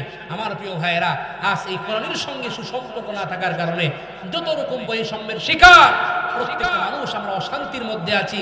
যদি কোরআন থেকেই সকল সমস্যার সমাধান যদি আমরা খুঁজে বেড়াই তাহলে আল্লাহ রাব্বুল আলামিনের হাবিব সাল্লাল্লাহু আলাইহি সাল্লাম হাদিসের মধ্যে ইরশাদ করেছেন, ইযা হাযাবাহু আমরুন বাদার ইলা সালাহ। আল্লাহর হাবিব যখনই যে কোনো সমস্যায় মুখোমুখি হয়েছেন সঙ্গে সঙ্গে নামাজে দাঁড়িয়ে গেছেন, কারণ নামাজ থেকেই রাসূলুল্লাহ সাল্লাল্লাহু আলাইহি সাল্লামের সমাধান চলে এসেছে। বলেন সুবহানাল্লাহ। নামাজের মধ্যে কোরআন আছে না নাই? কথা বলেন, আছে না নাই?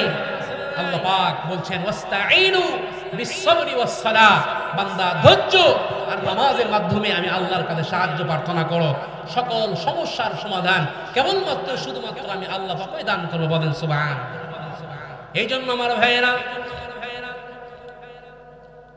এক নম্বরে যদি আল্লাহ তাআলার কোরআনটা আমরা যদি পড়ি, 2 নম্বরে আল্লাহ তাআলার কোরআনটা যদি আমরা বুঝি, 3 নম্বরে আল্লাহ রাব্বুল আলামিন আমাকে আপনাকে যা দিয়েছেন জীবন যাপন করার জন্য, তা যদি বিশ্বনবী মুহাম্মদুর রাসূলুল্লাহ সাল্লাল্লাহু আলাইহি ওয়াসাল্লামের হাদিস অনুযায়ী যদি আমরা বলি, তাহলে ফাহাল্লা হালালাহু ওয়া হারামা হারামাহু। আমার ভাইরা, কোরআন যেটাকে হালাল বলেছেন আমি যদি সেটাকে হালাল মনে করে চলি, কোরআন যেটাকে হারাম বলেছেন আমি যদি সেটা থেকে বেঁচে চলি, তাহলে আল্লাহ রাব্বুল আলামিনের কোরআন আমার আপনার ব্যাপারে সুসংবাদ দিচ্ছেন।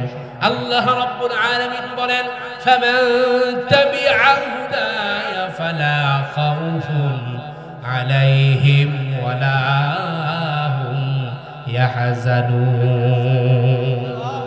আল্লাহ রাব্বুল আলামিন বলেন, তাদের কোনো ভয় নাই, তাদের কোনো দুশ্চিন্তাও নাই, যারা নাকি কোরআনের দেওয়া পথ, কোরআনের দেওয়া রীতি জীবন বিধানগুলোকে যারা মেনে চলবে, তাদের কোনো ভয় থাকবে না, দুশ্চিন্তাও থাকবে না। সকল ভয় এবং দুশ্চিন্তা থেকে কেবলমাত্র শুধুমাত্র প্রত্যেকটা বান্দা বান্দীদেরকে আল্লাহ রাব্বুল আলামিন এই দুনিয়া থেকে নাজাত দান করবে। তবে শর্ত হলো এই কোরআনটা আমাদেরকে পড়তে হবে, নাম্বার 1। 2 নম্বর, আল্লাহ তাআলার কোরআনটা আমরা বুঝবো।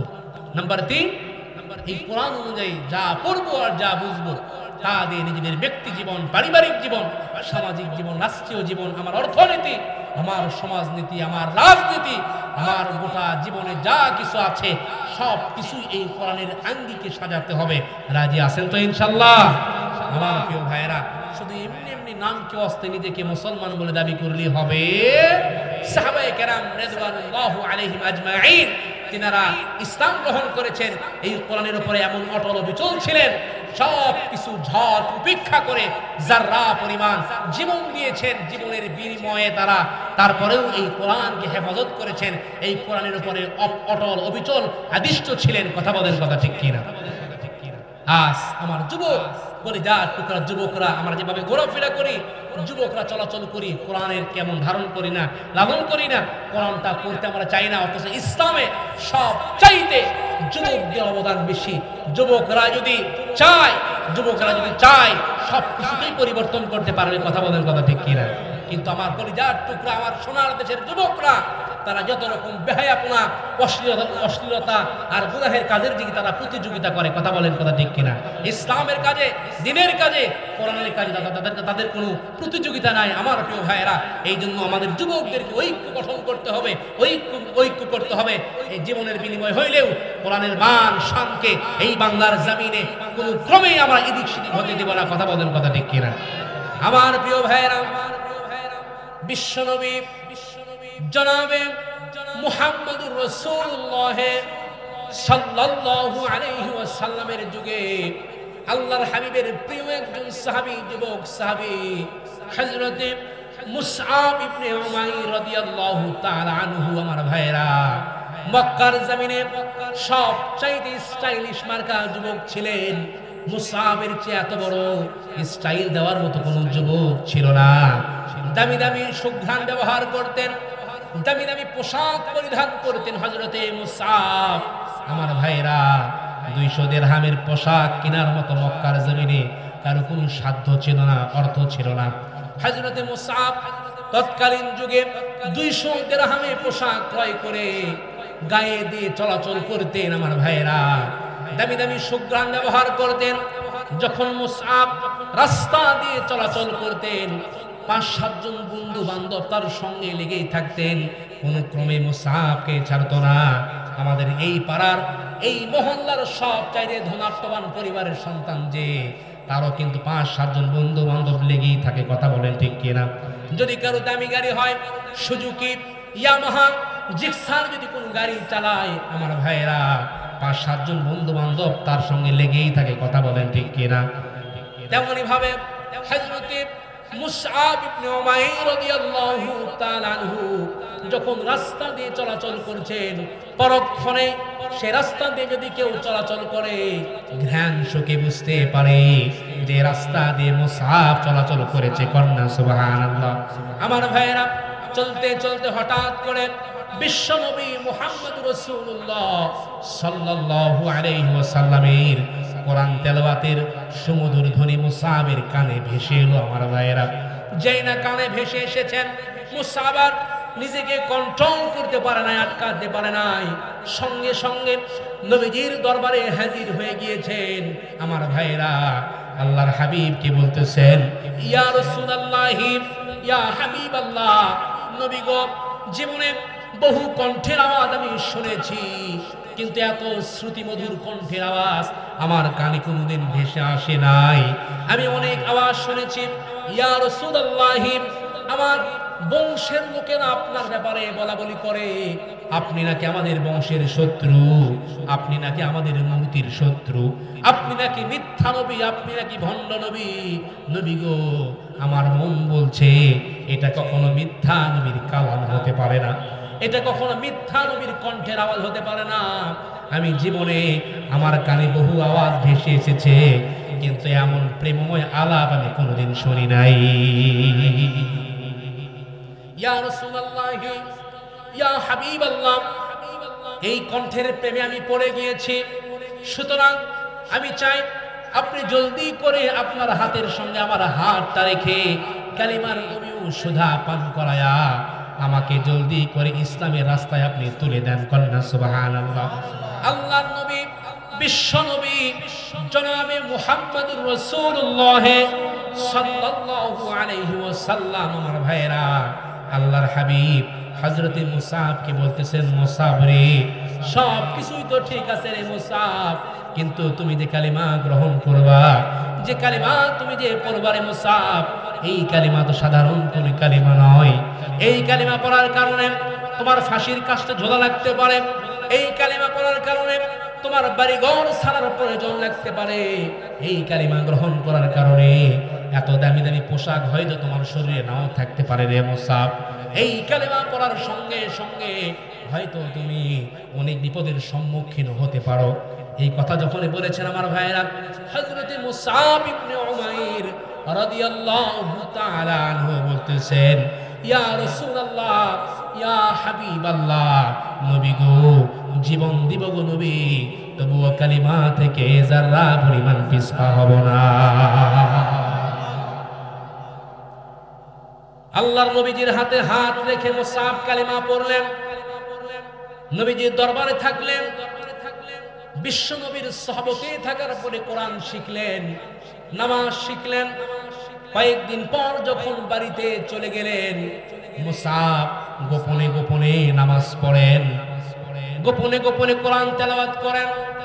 কারণ তার বাড়িতে যতগুলো লোক আছে সবাই কিন্তু মুশরিক। আমার ভাইরা, প্রকাশ্যে যদি কালিমা পড়ে, প্রকাশ্যে যদি নামাজ পড়ে, রোজা রাখে, তাহলে তার উপর কিন্তু চড়াও হতে পারে, ক্ষিপ্ত হতে পারে। কথা বলেন, কথা ঠিক কিনা? সে মায়ের খাওয়া রাখতে পারে তার, যার কারণে মুসাব গোপনে গোপনে নামাজ পড়ে, রোজা রাখে। এই দৃশ্য তার পরিবারের একটা লোক দেখে ফেলেছে। আমার ভাইরা, দেখার সঙ্গে সঙ্গে মুসাবের মাকে বলতেছেন, ও মুসাবের মা, আমার মনে হয় তোমার মুসাব ইসলাম গ্রহণ করেছে, তোমার মুসাব গোপনে গোপনে দেখি নামাজ পড়ে।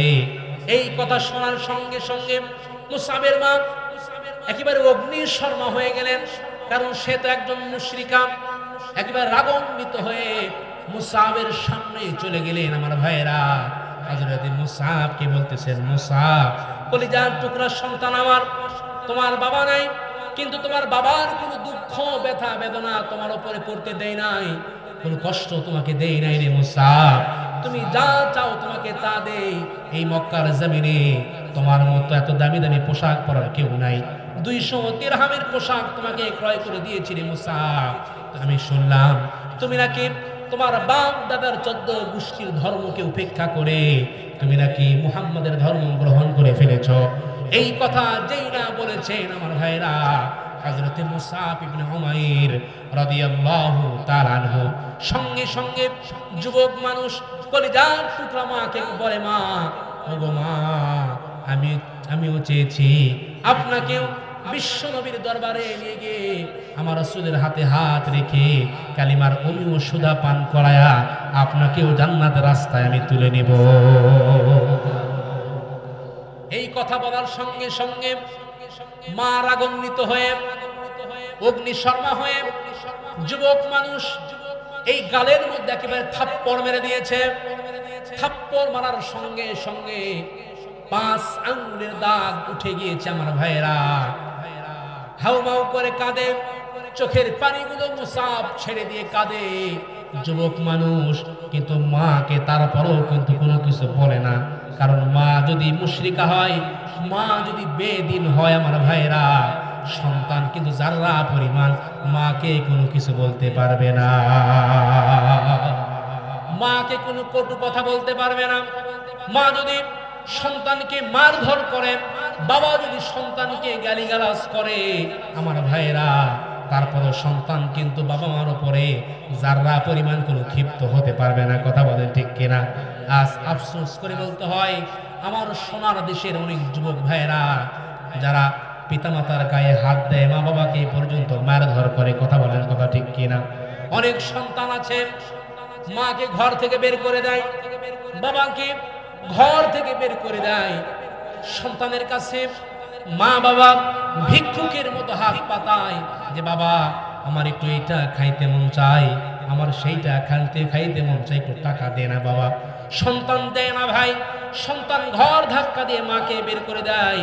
আমি বলতে চাই, ও কলিজার টুকরা যুবক ভাই আমার, তুমি তোমার মাকে ঘর ধাক্কা দিয়ে বের করে দাও নাই, তুমি তোমার বাবাকে মারো নাই, বরং তুমি তোমার জান্নাতের রাস্তাটাকে বন্ধ করে দিয়েছ। ঠিক কিনা? কারণ জান্নাতের রাস্তা যদি 10,000 কিলোমিটার দূরত্ব হয়ে যায়, আর মায়ের সঙ্গে বাবার সঙ্গে যদি সন্তানের সুসম্পর্ক হয় আমার প্রিয় ভাইয়েরা, তাহলে এত লম্বা রাস্তাকে আল্লাহ রাব্বুল আলামিন মুহূর্তের মধ্যে 1 সেকেন্ডের রাস্তায় পরিণত করে দিবেন। বলেন সুবহানাল্লাহ।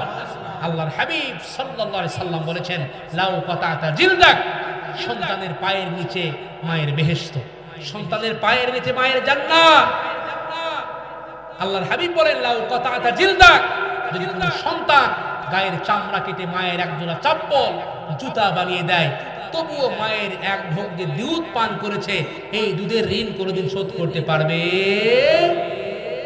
মায়ের এক ধার দুধের দাম কাটিয়া গায়ের চাম, মায়ের এক ধার দুধের দাম কাটিয়া গায়ের চাম, বাবুল বানাইলেও ঋণের শোধ হবে না, এমন দরদি হবে কেউ হবে না আমার মহাগো, এমন দরদি হবে কেউ হবে না আমার মহাগো। ঠিক কিনা ভাই? মায়ের থেকে এত কোনো দরদি আছে?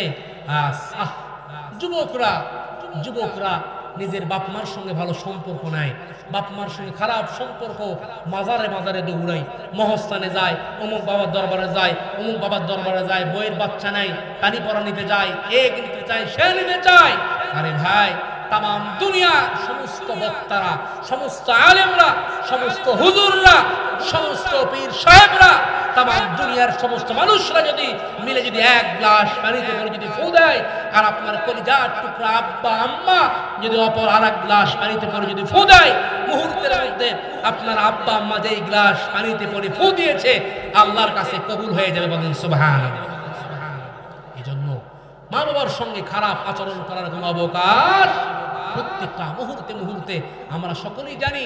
ওয়াইস আল কারনি নাম শুনেছি, বাজিদ বুস্তামি রাহিমাহুল্লাহ মায়ের দোয়ার বদলতে একজন আল্লাহর ওলিতে পরিণত হয়ে গেছেন। কন্যা সুবহানাল্লাহ। আমার ভাইরা, ওয়াইস আল কারনি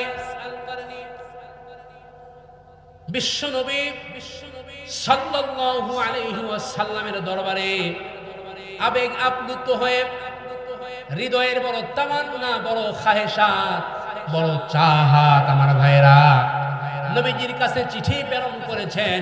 ইয়া রাসূলুল্লাহ, ইয়া হাবিবাল্লাহ, আমার মনের বড় তামান্না, মনের বড় খাহেশাত, আপনার সাহাবতে থাকবো, আমি একটু সাহাবীর মর্যাদা অর্জন করতে চাই, কিন্তু বাড়িতে আমার বৃদ্ধ মা একা, আমার মা ছাড়া, আমার মায়ের আমি ছাড়া দুনিয়াতে আর কেউ নাই, আমি যদি চলে যাই আমার মায়ের খেদমত করার কোনো লোক নাই। আমার ভাইয়েরা, এই মায়ের কারণে আমি আর যাইতে পারি না। আমার ভাইয়েরা, এই চিঠি যখন প্রেরণ করেছেন আল্লাহর হাবিব সাল্লাল্লাহু আলাইহি ওয়াসাল্লামের কাছে এই চিঠি পাওয়ার সঙ্গে সঙ্গে নবীজি চিঠির প্রতি উত্তরে সুন্দর করে লিখে দিয়েছেন, ওয়াইস তোমাকে আমার খেদমতে আসার কোনো দরকার নাই, তোমাকে হর হামেশা তোমার মায়ের খেদমতে তোমাকে দেখতে চাই। বলেন না সুবহানাল্লাহ। আমার ভাইয়েরা, ওয়াইস বিশ্বনবীর চিঠি পাওয়ার পরে আর আসে নাই। আল্লাহর হাবিব সাল্লাল্লাহু আলাইহি ওয়াসাল্লাম মৃত্যুর পূর্বে হযরত ওমর রাদিয়াল্লাহু তাআলা আনহুকে সুন্দর করে ওসিয়ত করে গিয়েছেন, ওমর যদি কোনোদিন দেখো কুরুন নামক শহর থেকে ওয়াইস আল কারী নামের কোনো ব্যক্তি আসে, ওমর তুমি সঙ্গে সঙ্গে তার কাছে গিয়ে তুমি দোয়া চাইবা, দোয়া নিবা। কারণটা কি? কারণ হলো লাউ আকসামা আলাল্লাহি লা বাররাহু, ওয়াইস যদি কসম করে কোনো কিছু আল্লাহর কাছে দোয়া করে, আল্লাহ রাব্বুল আলামিন সঙ্গে সঙ্গে ওয়াইসের দোয়া কবুল করবে। কিসের কারণে ভাই? কিসের কারণে? মায়ের সঙ্গে কানেক্ট রাখার কারণে। মা নিজে না খেয়ে আপনাকে খাওয়ায়, আপনার মা নিজে না খেয়ে আপনাকে খাওয়ায়, বাবা নিজে না করে সারাটা দিন বাবা চিরা কাপড় পরিধান করে থাকে কলিজার টুকরা সন্তানকে ভালো একটু পড়ার জন্য। কথা বলেন ঠিক কিনা? বাবা সারাটা দিন রোদে ক্লান্ত হয়ে মেহনত মুজাহাদা করে সন্তানকে প্রতিষ্ঠা করার লক্ষ্যে সন্তানের জন্য সকাল থেকে সন্ধ্যা পর্যন্ত বাবা পরিশ্রম করে। বাবার শরীরে বৃষ্টি পড়ে না, বাবার শরীরে রোদের কোনো তাপমাত্রা লাগে না, বাবা হর হামেশা সন্তানকে প্রতিষ্ঠার লক্ষ্যে কাজ করে। চিন্তা করেছেন সেই বাবা কতটা মহব্বত করে, কতটা ভালোবাসে? আল্লাহ রাব্বুল আলামিন ভালোবাসার এক টুকরা ছিটে ফোঁটা আমাদেরকে দিয়েছেন। সেই মহব্বতের কারণে আমার মা নারী সিরাধন, আমি আমার মা জীবন দিয়ে আমাকে মহব্বত করেন। আমার বাবা নিজে না খেয়ে আমাকে খাওয়ায়, নিজে না পড়ে সন্তানকে পড়ায়। কথা বলেন, কথা ঠিক কিনা? আমার ভাইয়েরা, সন্তানকে বাবা কতটা মহব্বত করে ভালোবাসেন। ভালোবাসার যে এক টুকরা ছিটে ফোঁটা আমরা পেয়েছি, সেই মহব্বতের কারণে কলিজার টুকরা মা সন্তানের জন্য কাঁদে, নিজে না খেয়ে সন্তানকে খাওয়ায়, বাবা নিজে না পড়ে সন্তানকে পড়ায়। আমার ভাইরা, ওই সন্তান যখন মারা যায়, বাবা কলিজার টুকরা সন্তানের লাশটা কাঁধে নিয়ে হাঁটি হাঁটি পা পা করে কবরস্থানের দিকে যায়। কথা বলেন ঠিক কিনা?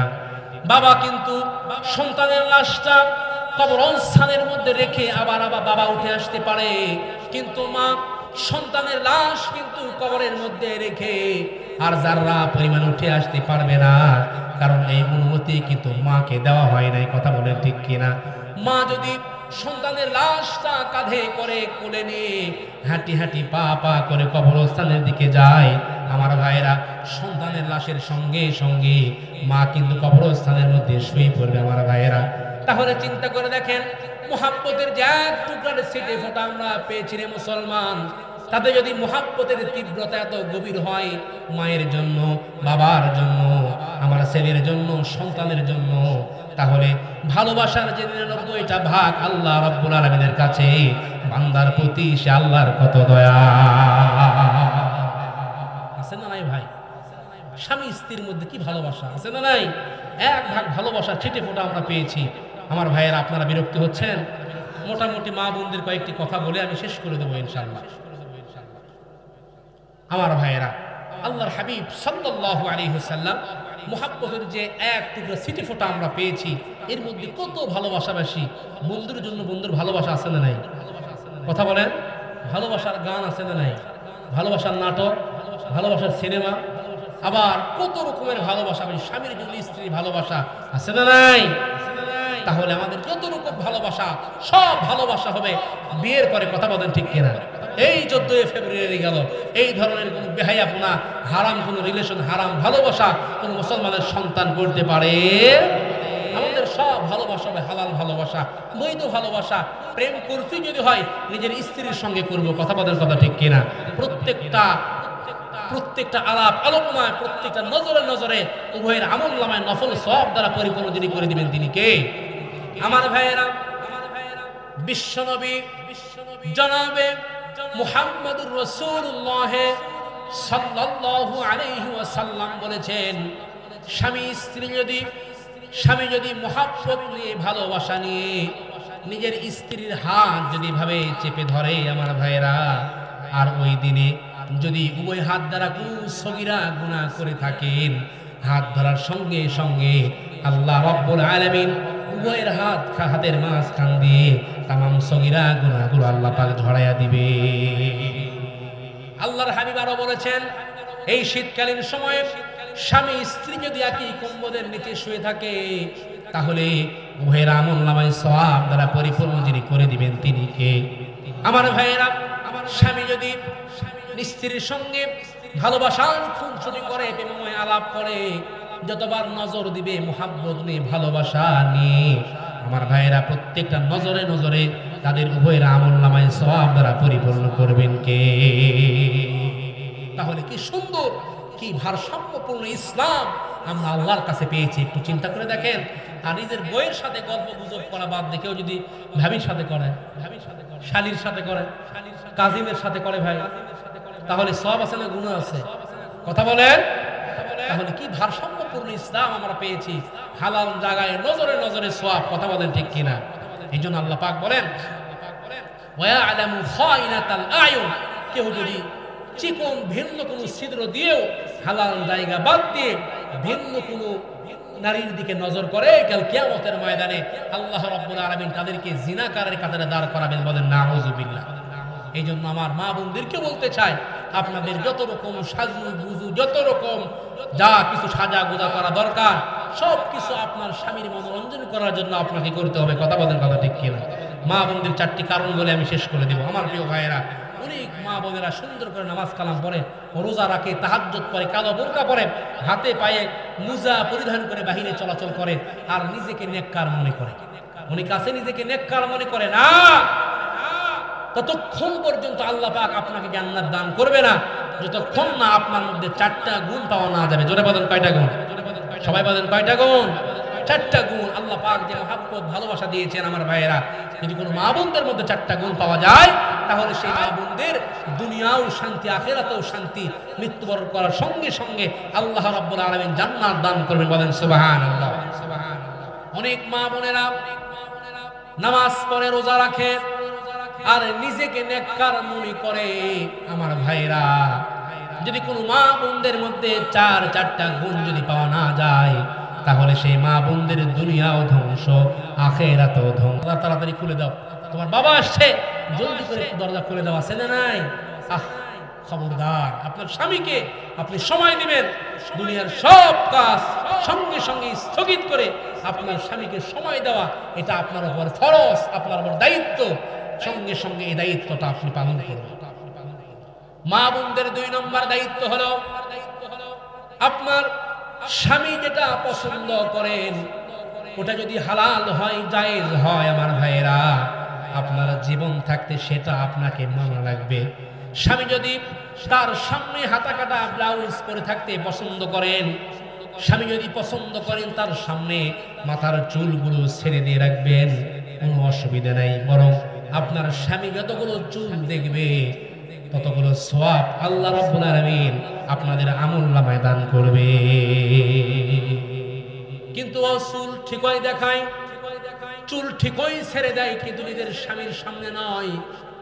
এমন শ্যাম্পু মাথায় লাগাইছে রে ভাই, সেই শ্যাম্পুই শুধু চুল উড়ায়, এই পাড়া আর ওই পাড়া ভো ভো করে ঘুরে বেড়ায়। এমন মহিলা আমাদের সমাজে আছে যারা, খোদার কসম করে বলছি, আপনার স্বামীকে চুল দেখানো বাদ দিয়ে কোনো পর পুরুষকে যদি একটা চুল যদি আপনি দেখান, একটা চুল যদি কোনো পর পুরুষ দেখে, খোদার কসম কাল কিয়ামতের ময়দানে ওই কয়টা চুল সাপ হয়ে, বিষাক্ত সাপ হয়ে আপনাকে কামড়াতে থাকবে, সবল মারতে থাকবে। আর আপনার স্বামী যতগুলো চুল দেখবে, আপনার স্বামী যদি চুল দেখে কোনো স্ত্রীর মাথার উপরে হাত এভাবে রাখে, তার হাতের নিচে যতগুলো চুল পড়বে ততগুলো সওয়াব আল্লাহ রাব্বুল আলামিন তাদের আমলনামায় দান করে। বলেন সুবহানাল্লাহ। এখানে যতগুলো স্বামীরা আসছেন মোটামুটি সকলে এটা পছন্দ করেন যে বিয়ের পরে নিজের আব্বা আম্মাকে একই সঙ্গে রাখতে। কথা বলেন ঠিক কিনা? নিজের মা বাপকে একই সঙ্গে রাখতে চায় বিয়ের পরে মৃত্যুর আগ পর্যন্ত। কিন্তু 198% মহিলারা এটা চায় না। বারবার শ্বশুর বাড়ি থেকে ফোন দেয় যে আলাদা থাক, আলাদা খা, ভালো থাকবি, ভালো পড়বি, আছে না নাই? আর যদি মনে করেন একটা ইয়ামা জিক্সার সুজুকি গাড়ি দিছে ভাই, আর তো খবর নাই, শ্বশুরকে একেবারে আব্বা আম্মা দেখতে দেখতে ফ্যানটা তুলে ফেলায়, নিজের মা বাপকে ডাকার কোনো খবর নেই, আছে না নাই? এই জন্য খবরদার, খবরদার, যেই আব্বা আম্মা তোমার হাজবেন্ডের জন্য, তোমার স্বামীর জন্য 40টা বছর 30টা বছর মেহনত মুজাহাদা করে জীবনের সর্বত্র বিলীন করে দিয়েছেন, আজকে বার্ধক্য হয়ে যাওয়ার কারণে, বৃদ্ধ হওয়ার কারণে তাদের কোনো দাম নাই, তাদের কোনো মূল্য নাই। এই জন্য খবরদার, শাশুড় শ্বশুর শাশুড়িকে সম্মান করবেন, শ্রদ্ধা করবেন, ভালোবাসবেন। আল্লাহ পাক বরকত দান করবেন। যুবকদেরকে বলে, যুবক কখনো বইয়ের কথা শুনে নিজের মাকে কষ্ট দিও না, নিজের বাবাকে কষ্ট দিও না, আবার বাপ মার কথা শুনে নিজের বইয়ের উপরে টর্চার করো না, নিজের বউকে টর্চার করো না, নিজের বউকেও মাইরো না, নিজের বউকে সম্মান করো। কারণ স্বামী স্ত্রীর বন্ধন এক জীবন্ত বন্ধন, জান্নাতি বন্ধন। জান্নাতের মধ্যে মা ছেলে একসঙ্গে থাকবে না, বাবা ছেলে একসঙ্গে থাকবে না, স্বামী স্ত্রী একসঙ্গে থাকবে। অপরিচিত একজন মেয়ে, অপরিচিত একজন মহিলা, যে তোমাকে চেনে না জানে না, শুধুমাত্র 3টা কবুলের মাধ্যমে তোমার বুকে তার ভালোবাসার জায়গা করে নিয়েছে। কথা বলেন ঠিক কিনা? তোমার অনুপস্থিতিতে তোমার বাড়ির কুকুর থেকে নিয়ে গাছপালা, গরু ছাগল সব কিছুকে সে পাহারা দেয়। কথা বলেন, কথা ঠিক কিনা? সুতরাং তাকেও কষ্ট দেওয়া যাবে। আপনার মা হচ্ছে আপনার ডান চোখ, আর আপনার স্ত্রী হচ্ছে আপনার বাম চোখ। সুতরাং ইনসাফ ভিত্তিক সমাজের মধ্যে, পরিবারের মধ্যে সব কিছু ন্যায় অন্যায় ভাবে আপনি চলাচল করবেন, দেখবেন কোনদিন গন্ডগোল হবে